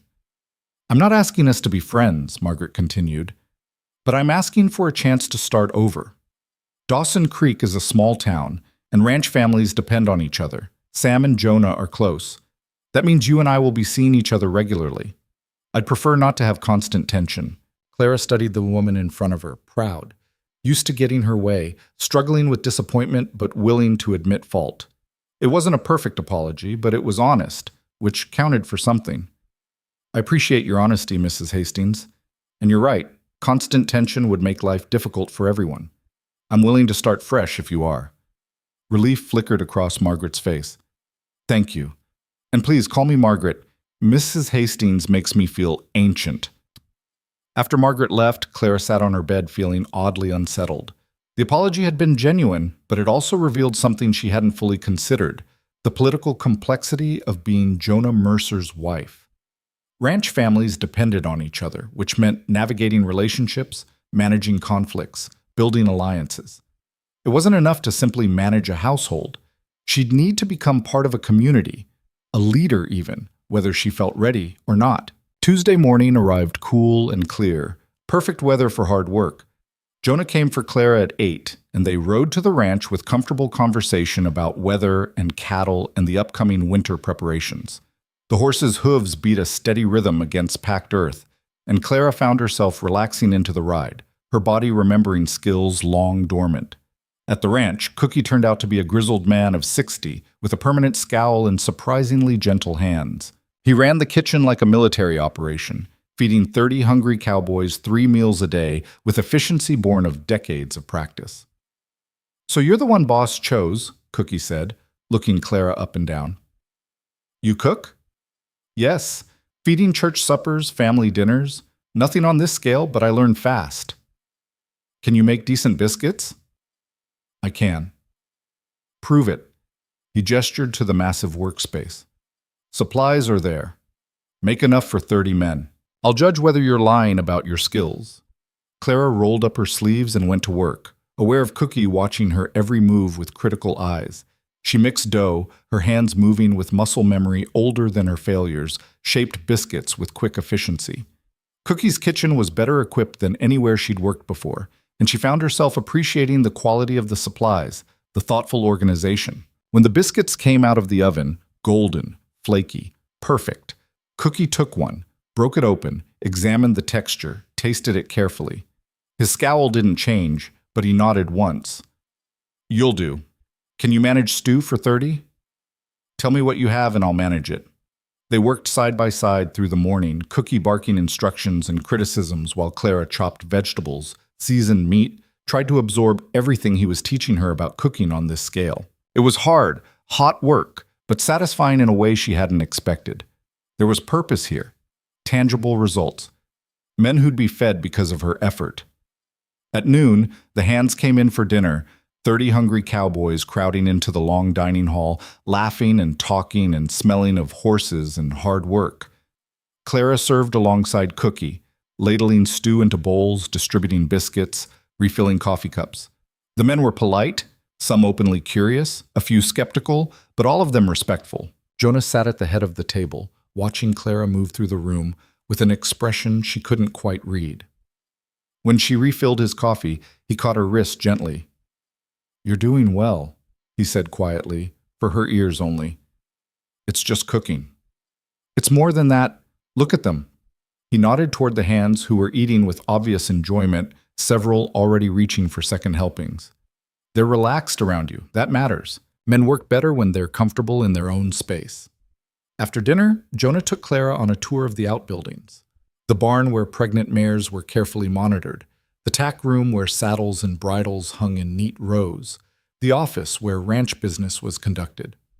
He explained the breeding program for his horses, the market for quality stock, the careful genetics he'd been building for years. Catherine never cared about this part, he said, running a hand along a mare's neck. She wanted me to keep ranch business separate from home life. But the ranch is my life, Clara. If you're going to be my wife, you need to understand it, be part of it. Can you do that? Clara looked at the horses, the meticulously organized operation, the passion in Jonah's voice when he discussed his work. I want to try. I want to understand what drives you, what you've built here. It matters to you, so it should matter to me. Something in his expression softened. That's all I need. Willingness to engage instead of existing parallel to my life. They were standing close in the barn's dimness, dust motes floating in streams of light through the roof gaps. Clara was suddenly acutely aware of Jonah's physical presence, his height, his strength, the warmth radiating from him. This was the man she'd marry if she said yes, the man who'd share her life, her bed, her future. The thought should have terrified her. Instead, she felt a strange calm settle over her shoulders like a familiar coat. Jonah, she said quietly, I need to tell you something. Go ahead. I'm going to say yes. At the end of this week, when you ask formally, my answer will be yes. He went very still. You're certain? As certain as I can be about stepping into a life I've never lived, but I've seen enough to know that what you're offering is real. Hard work? Yes. Challenges? Absolutely. But also purpose and partnership, and the chance to build something meaningful. I want that. I want this. Jonah reached out slowly, giving her time to pull away, and cupped her face in one work-roughened hand. His thumb brushed her cheekbone, gentle despite the calluses. I'll make you a promise right now, Clara Whitmore. I will never take you for granted. I will never treat you as less than my full partner. And I will stand beside you against anyone who tries to make you feel small or worthless. You have my word on that. Clara's eyes stung, and she blinked hard against sudden tears. That's all I've ever wanted. To matter to someone. To be seen as valuable. You are valuable, and anyone who can't see that is a fool. They stood like that for a long moment, the barn quiet around them except for horses shifting in their stalls. Then Jonah stepped back, professional distance reasserting itself, though his eyes still held warmth. We should get you back to town before dark. But Clara, thank you for telling me. It helps, knowing where we stand. The ride back to Dawson Creek felt different, charged with the knowledge of decisions made and futures chosen. Clara found herself studying Jonah's profile as he rode, memorizing the lines of his face, the capable way he handled his horse. In a week, this man would be her husband. In a week, her entire life would transform. The thought no longer terrified her quite so much. At Mrs. Brennan's, Jonah helped Clara dismount, his hand steady on her waist. Tomorrow I need you to visit with Doc Hadley. Just a checkup. Make sure you're fit for frontier life. After that, we'll go to the building where services are held. Talk to Reverend Matthews about the ceremony.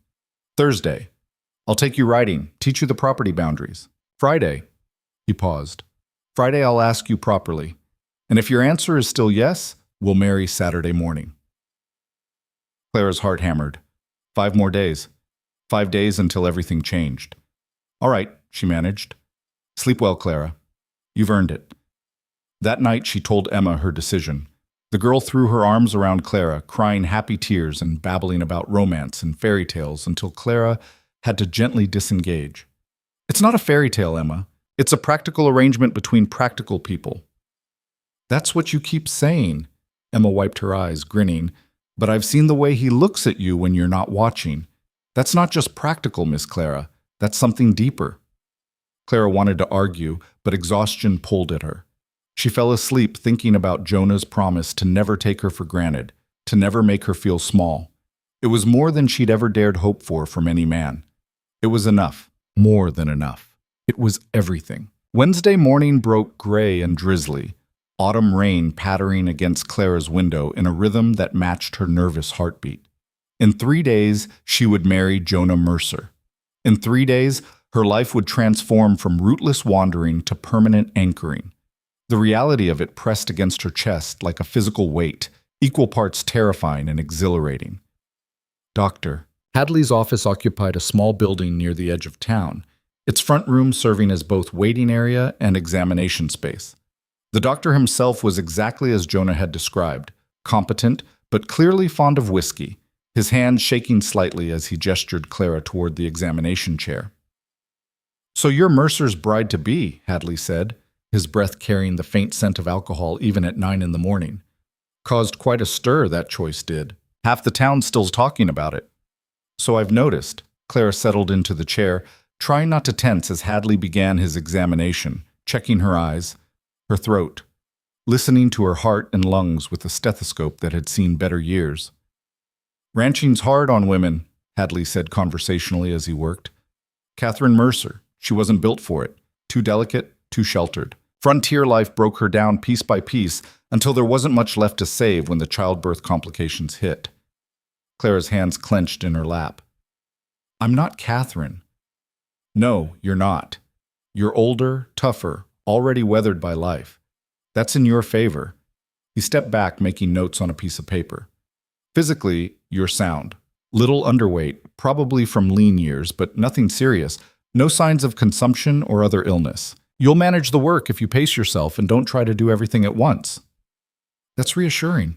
Hadley studied her over his spectacles, his bloodshot eyes surprisingly sharp. "Can I give you some advice, Miss Whitmore? Not as a doctor, but as someone who's lived in this territory 20 years? Please, don't try to be Catherine.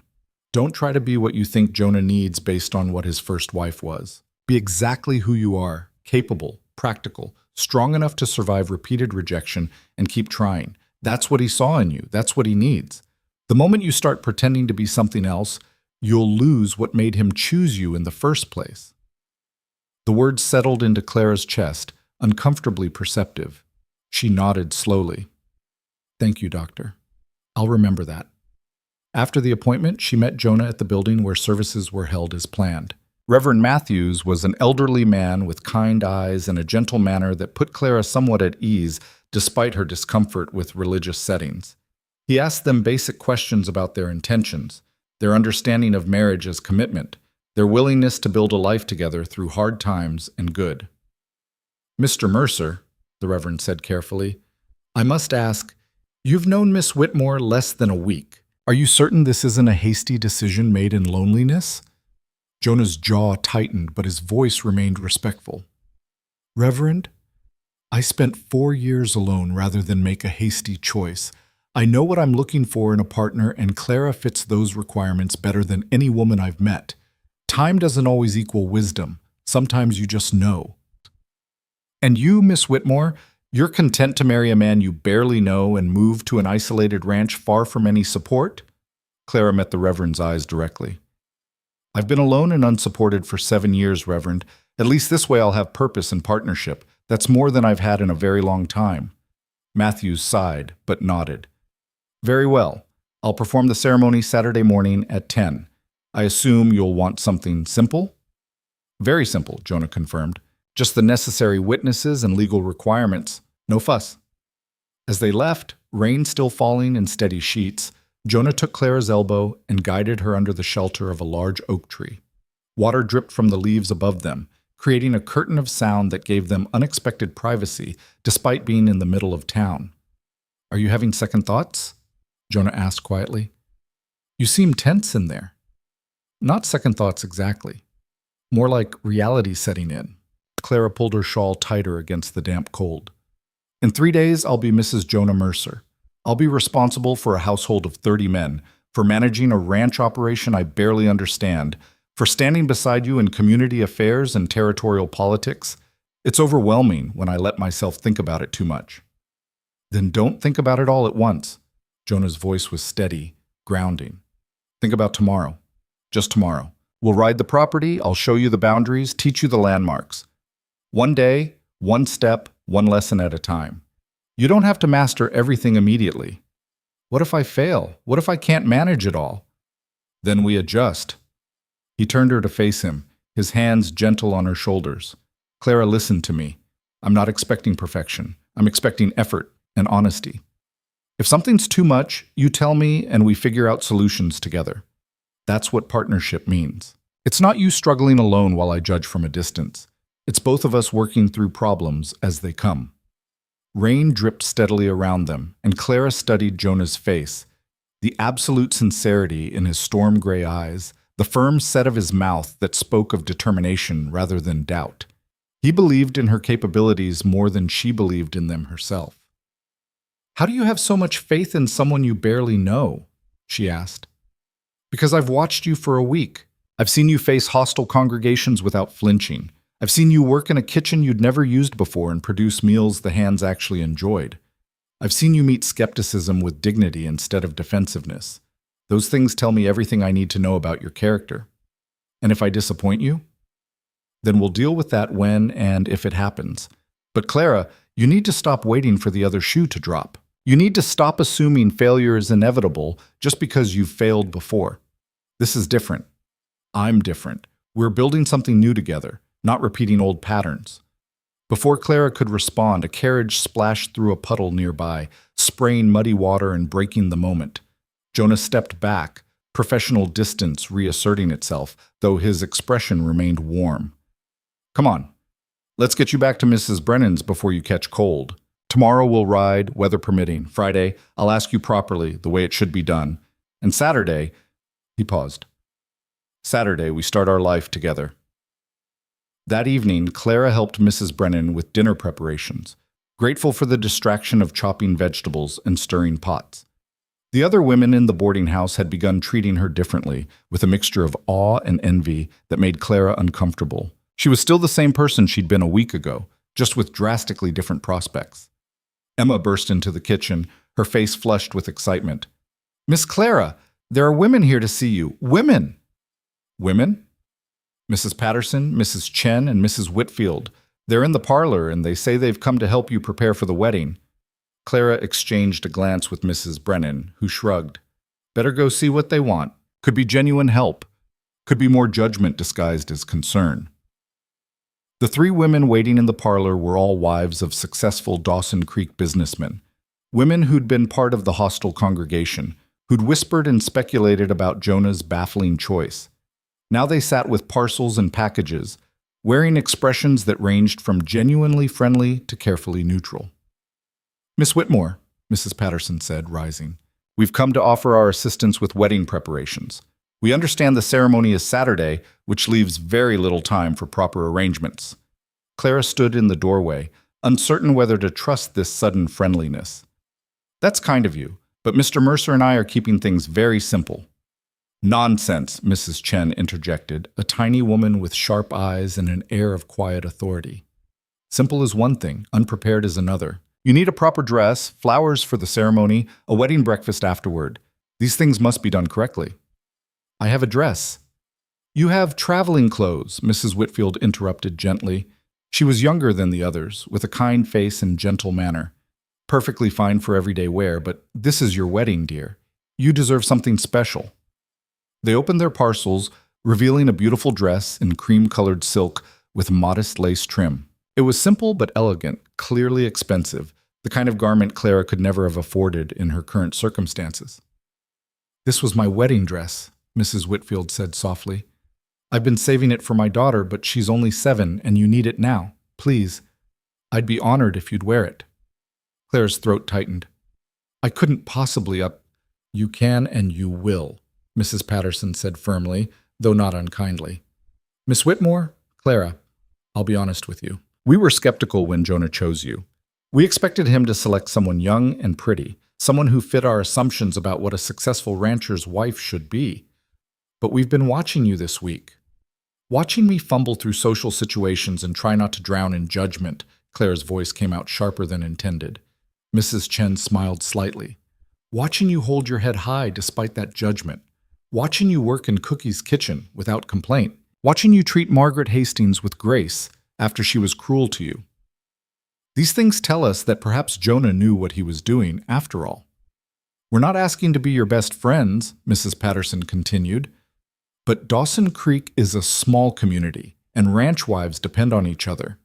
When winter storms hit and you're isolated for weeks, when supplies run low, when medical emergencies happen, we help each other survive. We'd like to include you in that network. Clara looked at these women who'd judged her harshly only days ago, now offering genuine assistance and tentative acceptance. It wasn't a complete reversal. She could still see reservation in some of their eyes, still sense they were testing her worthiness. But it was an opening, a chance to build connections that might matter when life got difficult. Thank you, she said quietly. I appreciate your help. And Mrs. Whitfield, I'd be honored to wear your dress.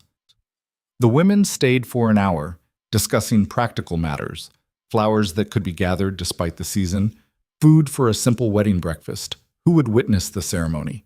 Their conversation gradually became less formal, touching on ranch life's realities, winter preparation, the challenges of managing large households.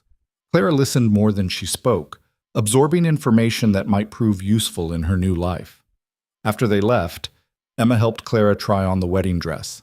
It fit nearly perfectly, requiring only minor adjustments that Mrs. Brennan promised to handle.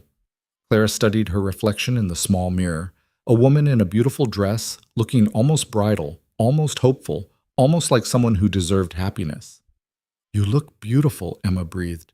Mr. Mercer won't be able to take his eyes off you. It's just a dress, Emma. It's a symbol. It's you stepping into your new life looking like you belong there. Emma adjusted the lace at Clara's shoulders. Miss Clara, can I ask you something personal? Go ahead. Are you scared? About the wedding night? I mean, about being with a man you barely know? Clara had been trying not to think about that particular aspect of marriage. She'd had limited experience with men, a few awkward encounters in her youth that had taught her more about disappointment than pleasure. The idea of sharing a bed with Jonah Mercer was both terrifying and strangely compelling. Terrified, she admitted honestly, but I imagine most brides are, even when they marry for love. At least Jonah's been honest about expectations. He's not pretending romance where there isn't any. Maybe romance will grow, Emma said hopefully. My mother always said the best marriages start with respect and build to love. Perhaps. Or perhaps we'll have a comfortable partnership without romantic love. That would still be more than I hoped for a week ago. Thursday arrived with clear skies and crisp autumn air, perfect for riding. Jonah came for Clara early, bringing Rosie and a packed lunch for a full day's exploration. They rode north from the ranch, Jonah pointing out property boundaries, water sources, the places where cattle like to gather in different seasons. This creek marks the northern edge, he explained.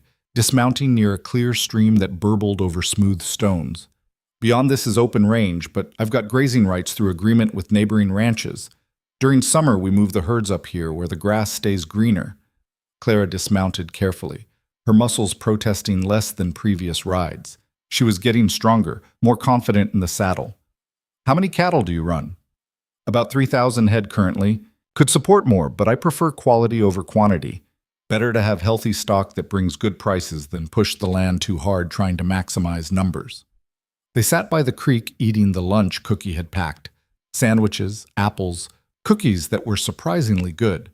Jonah talked about his vision for the ranch, his breeding programs for both cattle and horses, his plans for expansion if market conditions remained favorable. Clara listened, asking questions when concepts confused her, beginning to understand the scope of what she was stepping into. You'll need to understand all this eventually, Jonah said, gesturing at the land around them. Not because I expect you to make ranching decisions, but because the ranch is our livelihood. If something happens to me, accident, illness, whatever, you need to be able to work with Sam and keep things running until you figure out long-term solutions. You're planning for your death already? The practicality of it was almost jarring. I'm planning for contingencies. Frontier life is dangerous, Clara.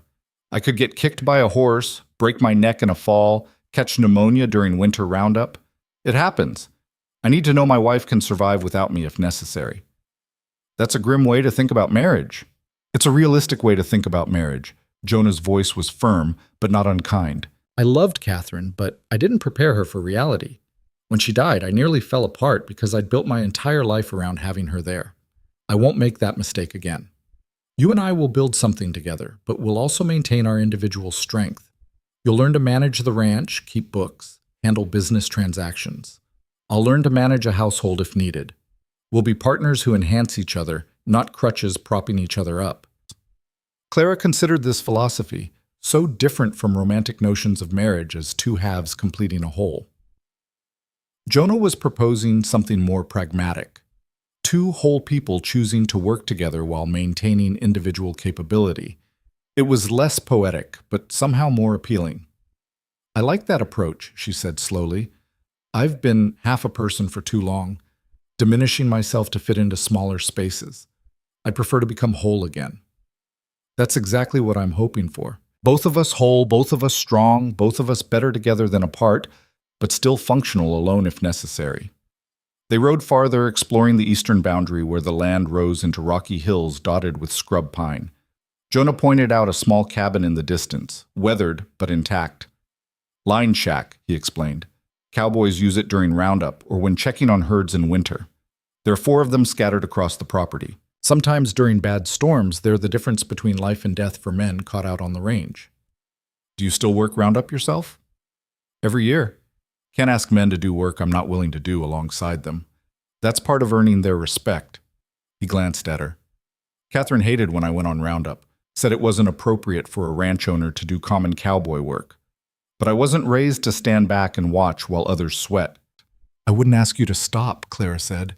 It's part of who you are, though I admit I'll worry when you're out in dangerous conditions. Something in Jonah's expression softened. That's more than Catherine ever offered. She complained, but never worried. There's a difference. They returned to the ranch as afternoon shadows lengthened, both tired but satisfied with the day's work. Sam met them in the yard, his weathered face creased with something that might have been approval as he helped Clara dismount. She's getting stronger in the saddle, Sam observed to Jonah. Give her a few more weeks. She'll be riding like she was born to it. That's the plan, Jonah said. Clara, Sam's wife wants to invite you to dinner tomorrow night. Margaret's trying to make amends properly. Are you willing? Clara remembered Margaret's stiff apology, her admission of disappointment about her niece. The invitation could be a genuine peace offering or another test. Either way, refusing would create tension she didn't need. I'm willing, she said. That evening, back at Mrs. Brennan's, Clara found herself restless, unable to settle. Tomorrow night was dinner with the Hastings. Saturday morning was her wedding. In 48 hours, her entire life would be irrevocably different. The reality of it pressed against her chest, making breathing difficult. She slipped out of the boarding house and walked through Dawson Creek's quiet streets, needing space to think. The town was settling into evening rhythms, lamps lit in windows, smoke rising from chimneys, families gathering for supper. Normal life continuing while Clara's world transformed. She found herself at the building where services were held, its white walls glowing in the dusk. The door was unlocked, and Clara slipped inside, seeking not faith but simply quiet space to process everything churning inside her. The interior was dim and peaceful, rows of empty pews facing the simple altar. Clara sat in the back row, hands folded in her lap, and let herself feel everything she'd been holding back all week, fear and hope and determination and terror, all swirling together in a confusing mass. "Thought I might find you here." Clara turned to see Jonah silhouetted in the doorway. He approached quietly, settling into the pew beside her with the patient stillness of a man comfortable with silence. "How did you know where I was?" Clara asked. "Mrs. Brennan mentioned you'd gone for a walk. Only so many places in town to walk to, and something told me you'd need quiet space tonight." He studied her face in the dim light. "Having doubts?" "Yes." "No, I don't know." Clara twisted her hands together. "I'm terrified, Jonah. Not of you specifically, but of failing, of disappointing you, of proving everyone right who said you made a mistake choosing me." "What if I told you I'm terrified too?" She looked at him, surprised. "Of what?" "Of repeating my mistakes with Catherine. Of asking too much from you too fast. Of being so focused on partnership and practicality that I forget you're a person with feelings and needs beyond household management." He leaned back against the pew, his expression troubled. "I'm good at ranching, Clara. I'm good at business and cattle and horses. I'm not good at relationships. Catherine tried to tell me that, tried to explain how lonely she was, but I didn't listen well enough. By the time I understood, it was too late. I'm not Catherine." "No, you're not. You're stronger, more independent, more suited to this life. But that doesn't mean you won't struggle. That doesn't mean there won't be times when you're lonely or overwhelmed or regretting this choice. And when those times come, I need you to tell me. I need you to trust me enough to be honest instead of suffering in silence." Clara absorbed this, hearing the vulnerability beneath Jonah's practical words. He was as scared as she was, just of different things. They were both walking into unknown territory, both risking failure, both hoping this impossible partnership might actually work. "I can promise honesty," she said slowly. "I can promise effort and willingness to try. I can't promise I won't fail or struggle, but I can promise I won't hide it from you when I do." "That's all I'm asking." Jonah reached out, taking her hand in his. The gesture was simple, almost chaste, but it sent warmth spreading through Clara's chest. "Tomorrow night, after dinner with Sam and Margaret, I'm going to ask you formally. Get down on one knee, offer a ring, do it properly the way you deserve. And Clara, if your answer is still yes, if you still want this despite all the fear and uncertainty, then Saturday morning we'll stand in front of Reverend Matthews and make promises to each other. Legal promises, binding promises. You'll become my wife, and I'll become your husband, and we'll figure out the rest as we go. And if I say no tomorrow, then I'll respect that decision and wish you well in whatever you choose to do next. No anger, no resentment, just acknowledgement that we gave it an honest try." They sat in comfortable silence for a while, hands clasped, both processing the enormity of what lay ahead. Finally, Jonah stood, gently pulling Clara to her feet. "Come on, let's get you back before Mrs. Brennan sends a search party. Tomorrow's going to be a long day and you need rest." He walked her back to the boarding house, their pace leisurely, neither rushing toward the future nor fleeing from it. At the door, Jonah paused, his expression serious in the lamplight spilling from the windows. "Clara, whatever you decide tomorrow, I want you to know this week with you has been good.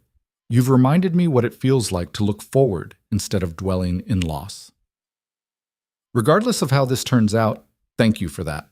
Before she could respond, he touched his hat brim and walked away, leaving Clara standing on the porch with a heart that felt too full for her chest to contain. Inside, Emma was waiting, practically vibrating with curiosity. "Where were you?" Mrs. Brennan was worried. "Just walking, thinking about tomorrow, about Mr. Mercer's proposal, about everything. About whether you were making the right choice or just grabbing at security out of desperation."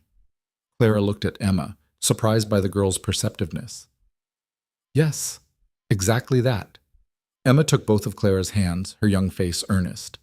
Miss Clara, can I tell you what I see? Please. I see a woman who's been knocked down over and over, but keeps standing back up.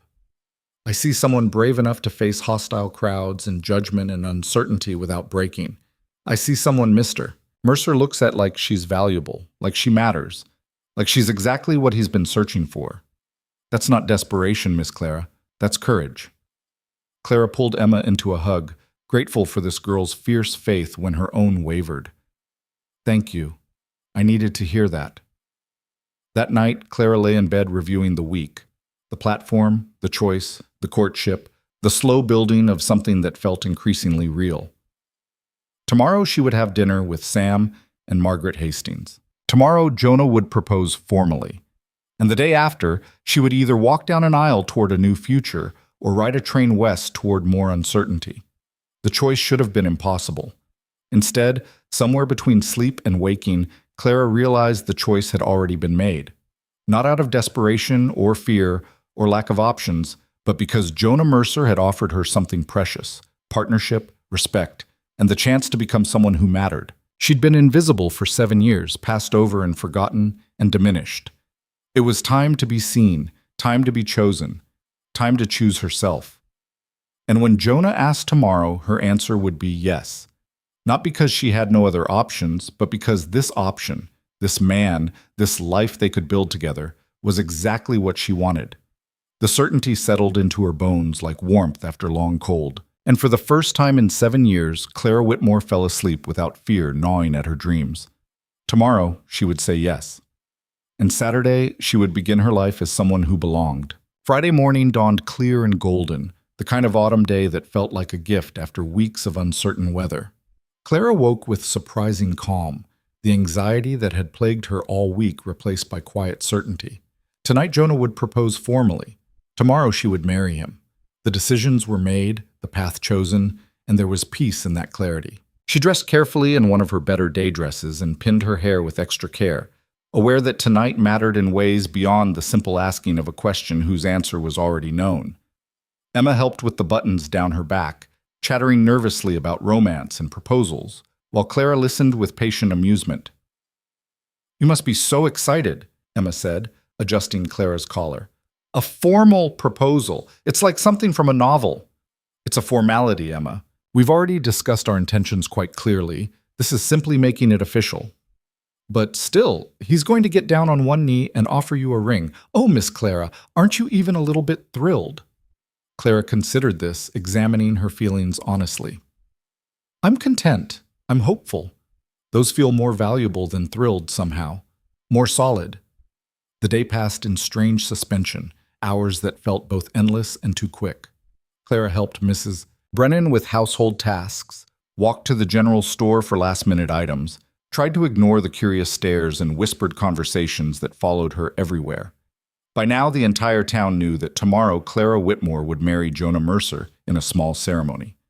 The gossip had shifted from outright skepticism to cautious curiosity, people waiting to see if the unlikely match would actually work.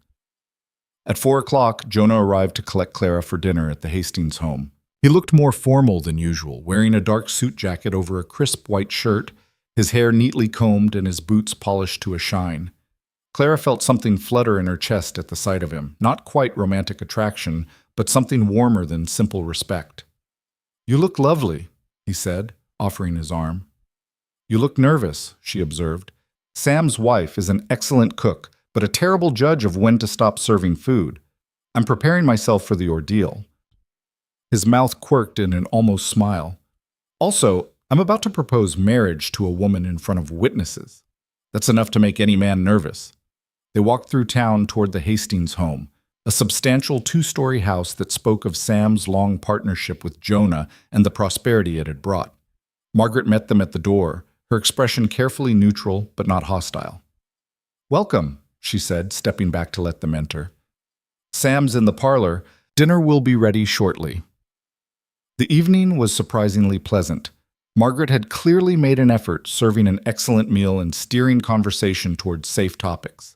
Upcoming winter preparations, territorial news, the quality of this year's cattle crop.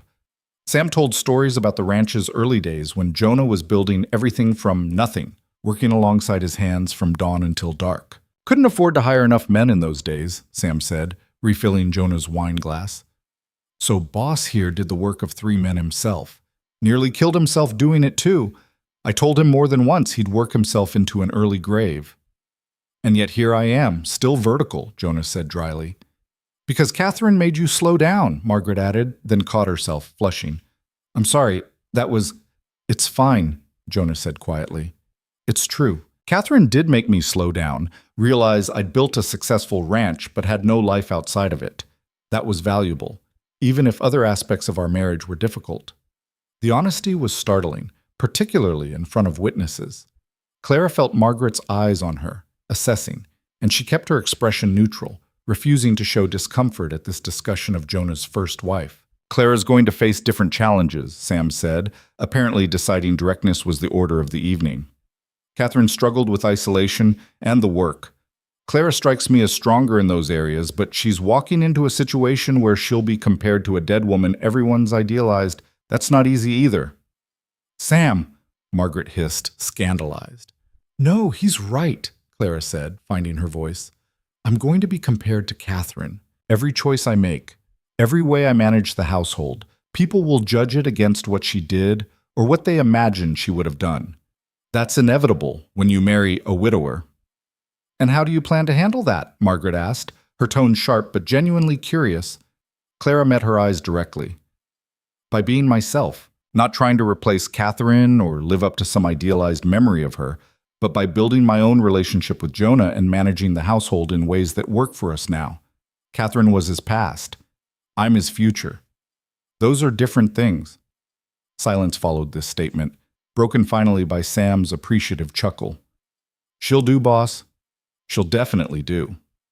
After dinner, Sam suggested a walk in their garden to aid digestion, but Margaret intercepted with surprising tact. Actually, I believe Jonah wanted a private word with Clara. Perhaps we should give them the parlor. The older couple retreated, leaving Clara and Jonah alone in the comfortable room with its crackling fireplace and soft lamplight. Jonah stood, suddenly looking more nervous than Clara had ever seen him, and she felt her heart rate accelerate. Clara, he began, then stopped, seeming to gather his thoughts. I've never been good with pretty words. Catherine used to complain that I was too blunt, too practical, but I'm going to try, because you deserve that effort. He reached into his jacket pocket and pulled out a small velvet box. Then, to Clara's genuine surprise, lowered himself to one knee in front of her chair. The gesture was traditional, almost old-fashioned, and completely unexpected from this practical man. This week I've watched you face judgment and skepticism, with more grace than most people could manage, Jonah said, his voice steady despite the vulnerability of his position. I've watched you work hard to learn things outside your experience. I've watched you be honest when honesty was difficult and brave when bravery was required. And I've realized that choosing you on that platform was the best decision I've made in years. Clara's throat tightened, tears threatening despite her best efforts to maintain composure. I'm not offering you an easy life, Jonah continued. I'm not offering romance or luxury or freedom from hard work. What I'm offering is partnership with a man who will respect you, value you, and stand beside you through whatever comes. I'm offering you a home and a purpose and the chance to build something meaningful together. He opened the box, revealing a simple gold band with a small but beautiful sapphire. Clara Whitmore, will you marry me? She looked at this man kneeling before her, offering everything he had in the most honest way possible. No false promises, no romantic illusions, just raw truth and genuine respect. 7 platforms, 7 rejections, 7 times she'd been found wanting. And now, finally, a man who saw her worth and chose her deliberately. Yes, Clara said, her voice thick with emotion. Yes, I'll marry you. Jonah slipped the ring onto her finger. It fit perfectly, as if he'd somehow known her exact size, and rose to his feet. For a moment they stood close, and Clara thought he might kiss her. Instead, he lifted her hand and pressed his lips to her knuckles, a gesture that felt somehow more intimate than any kiss could have been. Thank you, he said quietly, for saying yes, for taking this chance on me. Thank you for seeing me, Clara whispered, for choosing me when no one else would. Their loss, my gain. Jonah's smile was small but genuine. Tomorrow morning, you become my wife. Are you ready for that? As ready as I'll ever be.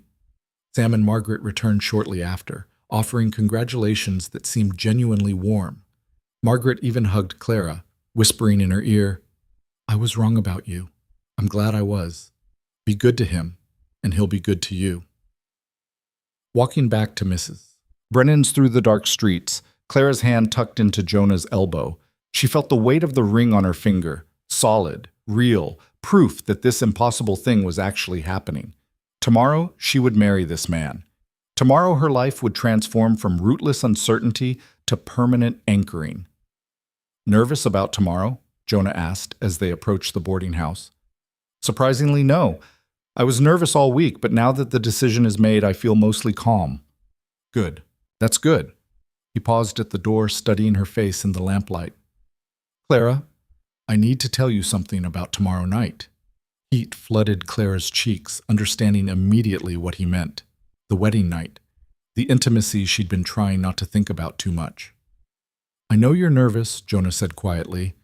I know we barely know each other, and this is all happening fast. So I want you to understand, tomorrow night, we'll take things at whatever pace you need. There's no rush, no expectation that everything happens immediately. We have our whole lives to build all aspects of our marriage. The consideration in his words made Clara's chest ache. Thank you for that. I am nervous. My experience is limited. Mine is limited to one woman I married 18 years ago, so we'll figure it out together. Same as everything else. He squeezed her hand gently.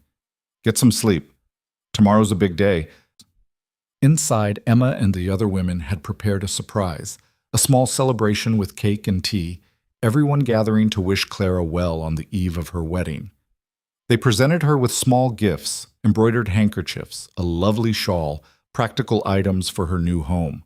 The kindness of it overwhelmed Clara, who'd grown accustomed to managing life alone without support or community. Thank you, she said, voice breaking. All of you, I didn't expect this. You're one of us now, Mrs. Brennan said firmly, a frontier wife about to build a life out here. We take care of our own. That night, Clara lay awake in her bed for the last time as an unmarried woman. She thought about the journey that had brought her here, her father's death, the loss of everything familiar, 7 failed attempts at finding a new life. Every rejection had felt like the end of hope, but instead they'd been clearing the path toward this moment, this man, this future. Tomorrow she would stand in a small building and make promises that would bind her life to Jonah Mercer's.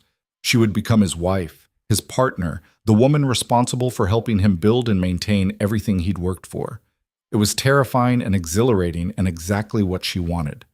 Clara touched the ring on her finger, still marveling at its presence, and whispered into the darkness, "Thank you." To whom or what, she wasn't entirely sure. Perhaps to fate or chance or her own stubborn refusal to stop trying.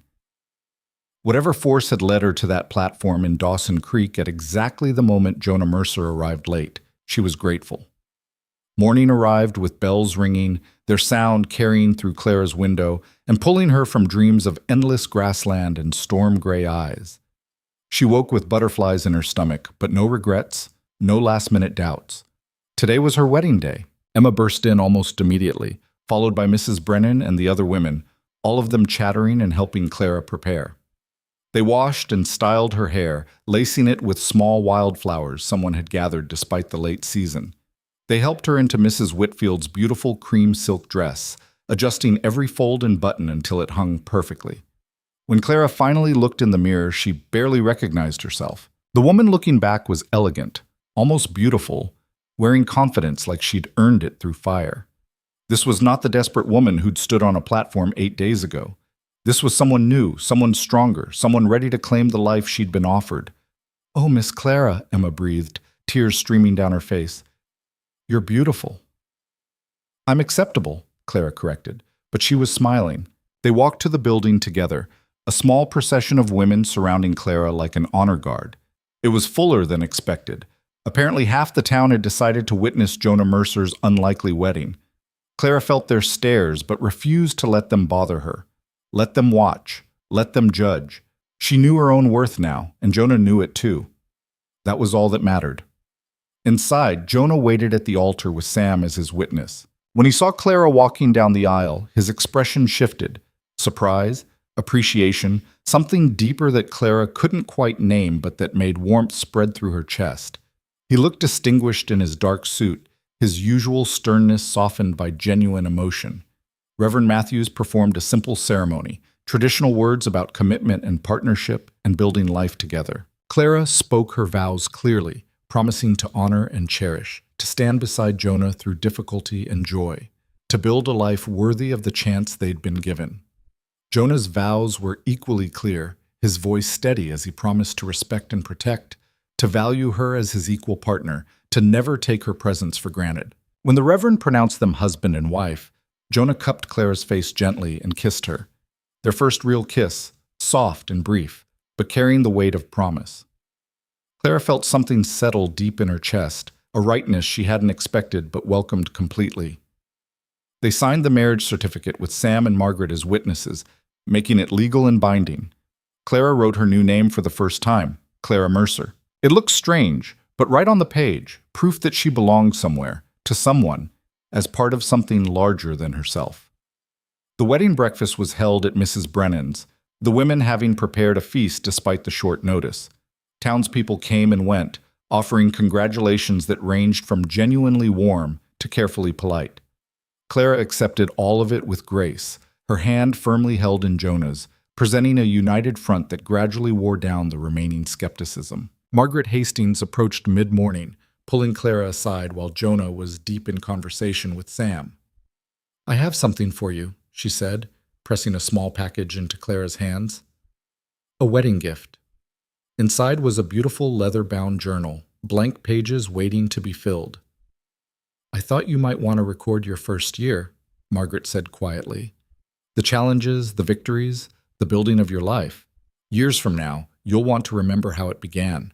"Thank you," Clara said, genuinely touched. "This is thoughtful." "Clara, I judged you harshly based on surface appearance. That was wrong of me, and I apologize sincerely. You're going to be an excellent partner for Jonah, and I hope we can build a real friendship over time." "I'd like that." By early afternoon, Jonah was ready to leave. He'd arranged for Clara's few possessions to be loaded into a wagon, and now he helped her up onto the seat beside him. The assembled crowd called out final well wishes as they pulled away from Dawson Creek, heading north toward the ranch that was now Clara's home. They rode in comfortable silence for a while, the horses moving at an easy pace, autumn sunshine warm on their faces. Clara studied the land with new eyes. This was her territory now, her responsibility to help protect and nurture. The enormity of it was stunning, but she no longer felt overwhelmed. She felt ready. "Having second thoughts yet?" Jonah asked, glancing at her with a slight smile. "Not a one." "You?" "Not a one." He reached over, taking her hand and lacing their fingers together. "Welcome home, Mrs. Mercer." The ranch came into view as afternoon shadows lengthened, the sprawling complex of buildings that was now Clara's to manage. Cowboys working in the corrals stopped to watch their boss arrive with his new wife, some waving, others just staring with frank curiosity. Sam had ridden ahead and was waiting in the yard with Cookie and several of the senior hands. "Welcome home, ma'am," Sam said, helping Clara down from the wagon. Inside, Clara found that someone, probably Sam and Margaret, had made an effort. Wildflowers filled vases throughout the main rooms. The kitchen was spotlessly clean, and upstairs in what was now her and Jonah's bedroom, fresh linens covered the large bed, and more flowers brightened the dresser. "It's lovely," Clara said softly, touching the flower petals. "It's a start," Jonah replied, coming to stand beside her. "You'll make it home over time, change whatever you want, arrange things however makes sense to you. This is your house now, Clara. Your home." The words settled around her shoulders like a warm cloak. Home. After 7 years of rootless wandering, of temporary rooms and borrowed spaces, she finally had a home again. That evening, Cookie insisted on preparing a special dinner for the newlyweds, serving them in the main house instead of making them eat in the bunkhouse dining hall with the hands. Clara sat across from Jonah at the large dining table, still wearing her wedding dress, feeling surreal and grounded all at once. "To new beginnings," Jonah said, raising his glass.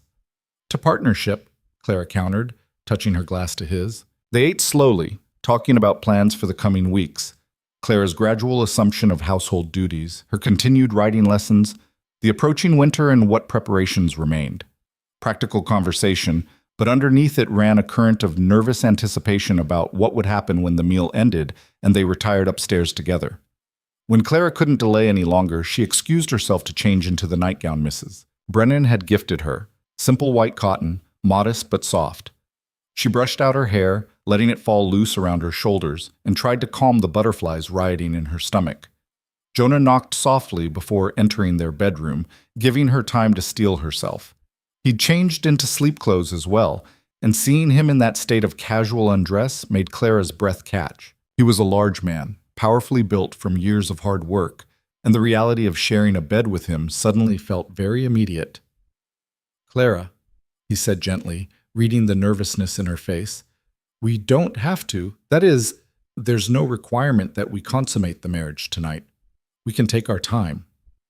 "No," Clara said, surprising herself with her certainty. "We're married. This is part of that. I'm nervous, but I want to. I want us to begin as we mean to continue, fully committed, fully partners in all ways."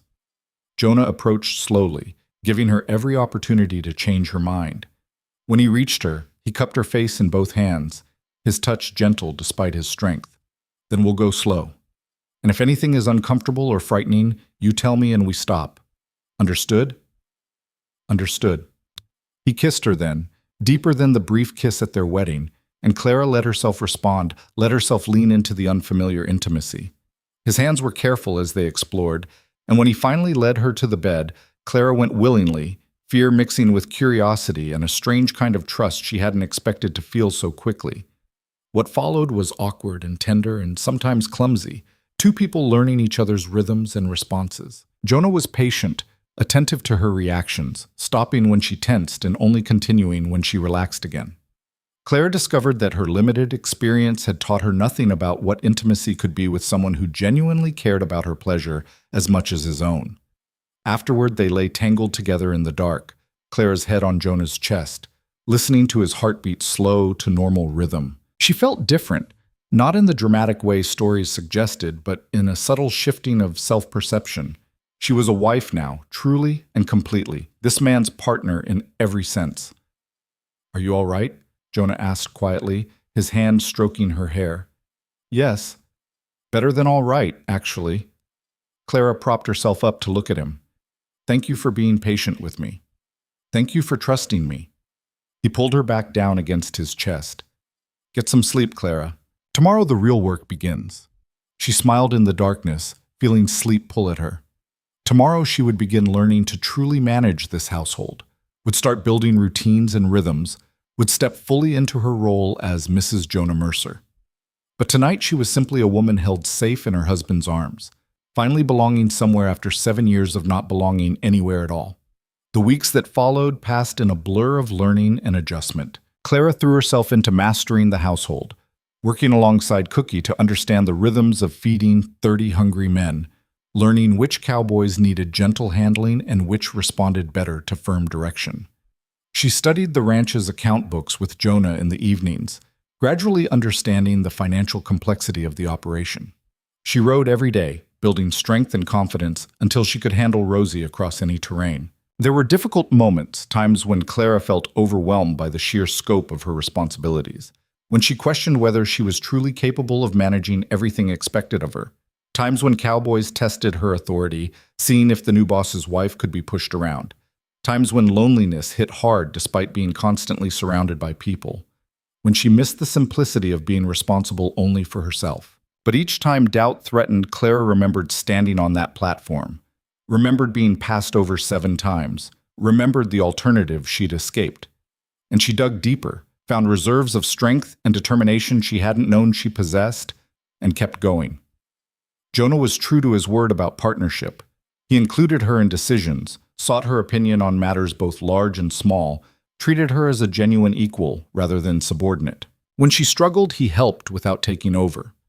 When she succeeded, he acknowledged it without excessive praise, just simple recognition that she'd done what needed doing. Their physical relationship deepened as comfort replaced nervousness. Claire discovered that intimacy could be both pleasure and connection, a way of communicating things that words couldn't capture. Jonah was an attentive lover, learning what she liked and what she didn't, always checking that she was comfortable and willing. In turn, Clara grew bolder, more confident in expressing her own desires, building with him the kind of genuine partnership that extended even into their bedroom. By midwinter, Clara had established herself firmly as the ranch's mistress. The hands respected her, Cookie collaborated with her as an equal, and even the occasional visitors from town had stopped questioning Jonah's choice and started acknowledging that Clara Mercer was exactly what the Triple Creek Ranch needed. One February evening, 8 months after the wedding, Clara sat in the ranch office helping Jonah review the year's accounts. Snow fell steadily outside, blanketing the world in white silence. But inside the house was warm, bright lamplight casting golden shadows on the walls. "We did well this year," Jonah said, leaning back in his chair. "Better than I projected. Cattle prices held strong, and we only lost a dozen head over winter. That's excellent." "Cookie says the hands are happier than they've been in years," Clara added. "Better food, better organization, fewer complaints. That helps productivity." "That's you. That's your influence." Jonah studied her across the desk. "Clara, I need to tell you something." She looked up, hearing the seriousness in his tone. "What's wrong?" "Nothing's wrong. The opposite, actually." He stood, moving around the desk to lean against it in front of her. "When I chose you on that platform, I thought I was making a smart, practical decision, getting a capable partner who could help me run this ranch and wouldn't expect romantic nonsense. I wasn't capable of providing." Clara felt her heart begin to pound, uncertain where this was leading. "But somewhere over these past months," Jonah continued, "it stopped being just practical. Somewhere between watching you stand up to Margaret Hastings and seeing you comfort a homesick cowboy and finding you in the barn at midnight checking on a sick horse because you heard it coughing, somewhere in all of that, Clara, I fell in love with you." The words hung in the air between them, enormous and impossible and wonderful. "I know that wasn't part of our agreement," Jonah said quickly. "I know we married for partnership and practicality, but I can't keep pretending that's all this is anymore. You're not just my partner, Clara. You're the woman I wake up grateful for every morning. The woman I want to build every part of my future with. The woman I love." Clara stood on shaking legs, years of rejection and fear warring with the tentative hope blooming in her chest. "I don't know what to say." "You don't have to say anything. I'm not asking you to feel the same way. I just needed you to know." "I love you too," Clara interrupted, the words coming out in a rush. "I've been so scared to even think it because I didn't want to complicate what we'd built. But Jonah, you're not just my husband or my partner. You're the man who saw me when I was invisible, who made me believe I was worth something, who gave me not just a home, but a purpose. How could I not love you?" Jonah pulled her into his arms, and they stood there in the lamplight, holding each other as snow fell outside and fire crackled in the hearth. 8 months ago, Clara had been a desperate woman on a platform, passed over and unwanted.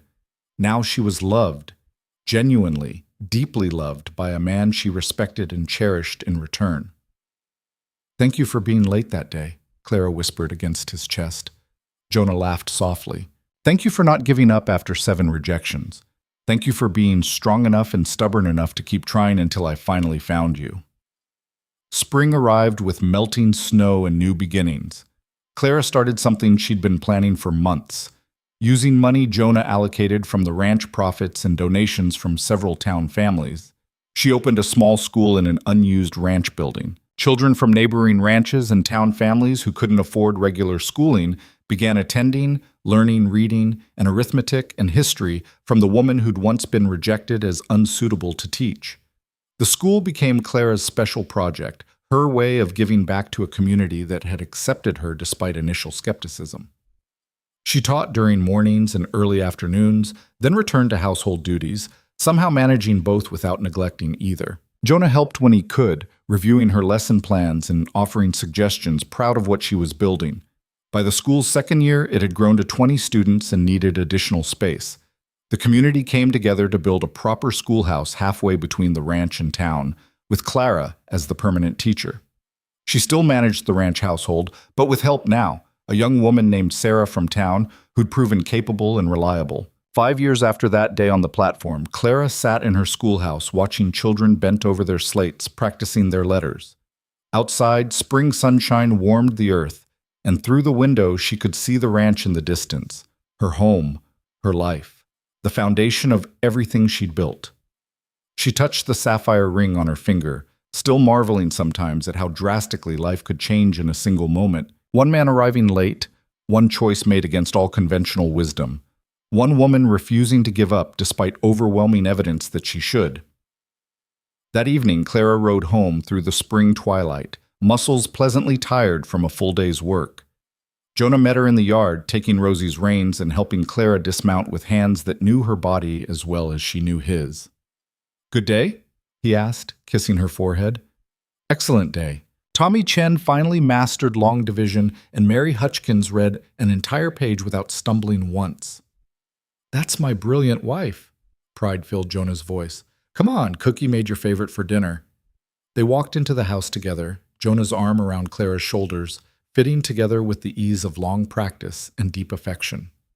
Inside, warmth and lamplight and the smell of good food welcomed them, home in every sense of the word. Later that night, lying in their bed with Jonah's arms around her and moonlight streaming through the window, Clara thought about the journey that had brought her here. 7 platforms, 7 rejections, 7 times she'd picked herself up and tried again because the alternative was worse than the pain of failure. Every rejection had felt like the end of hope.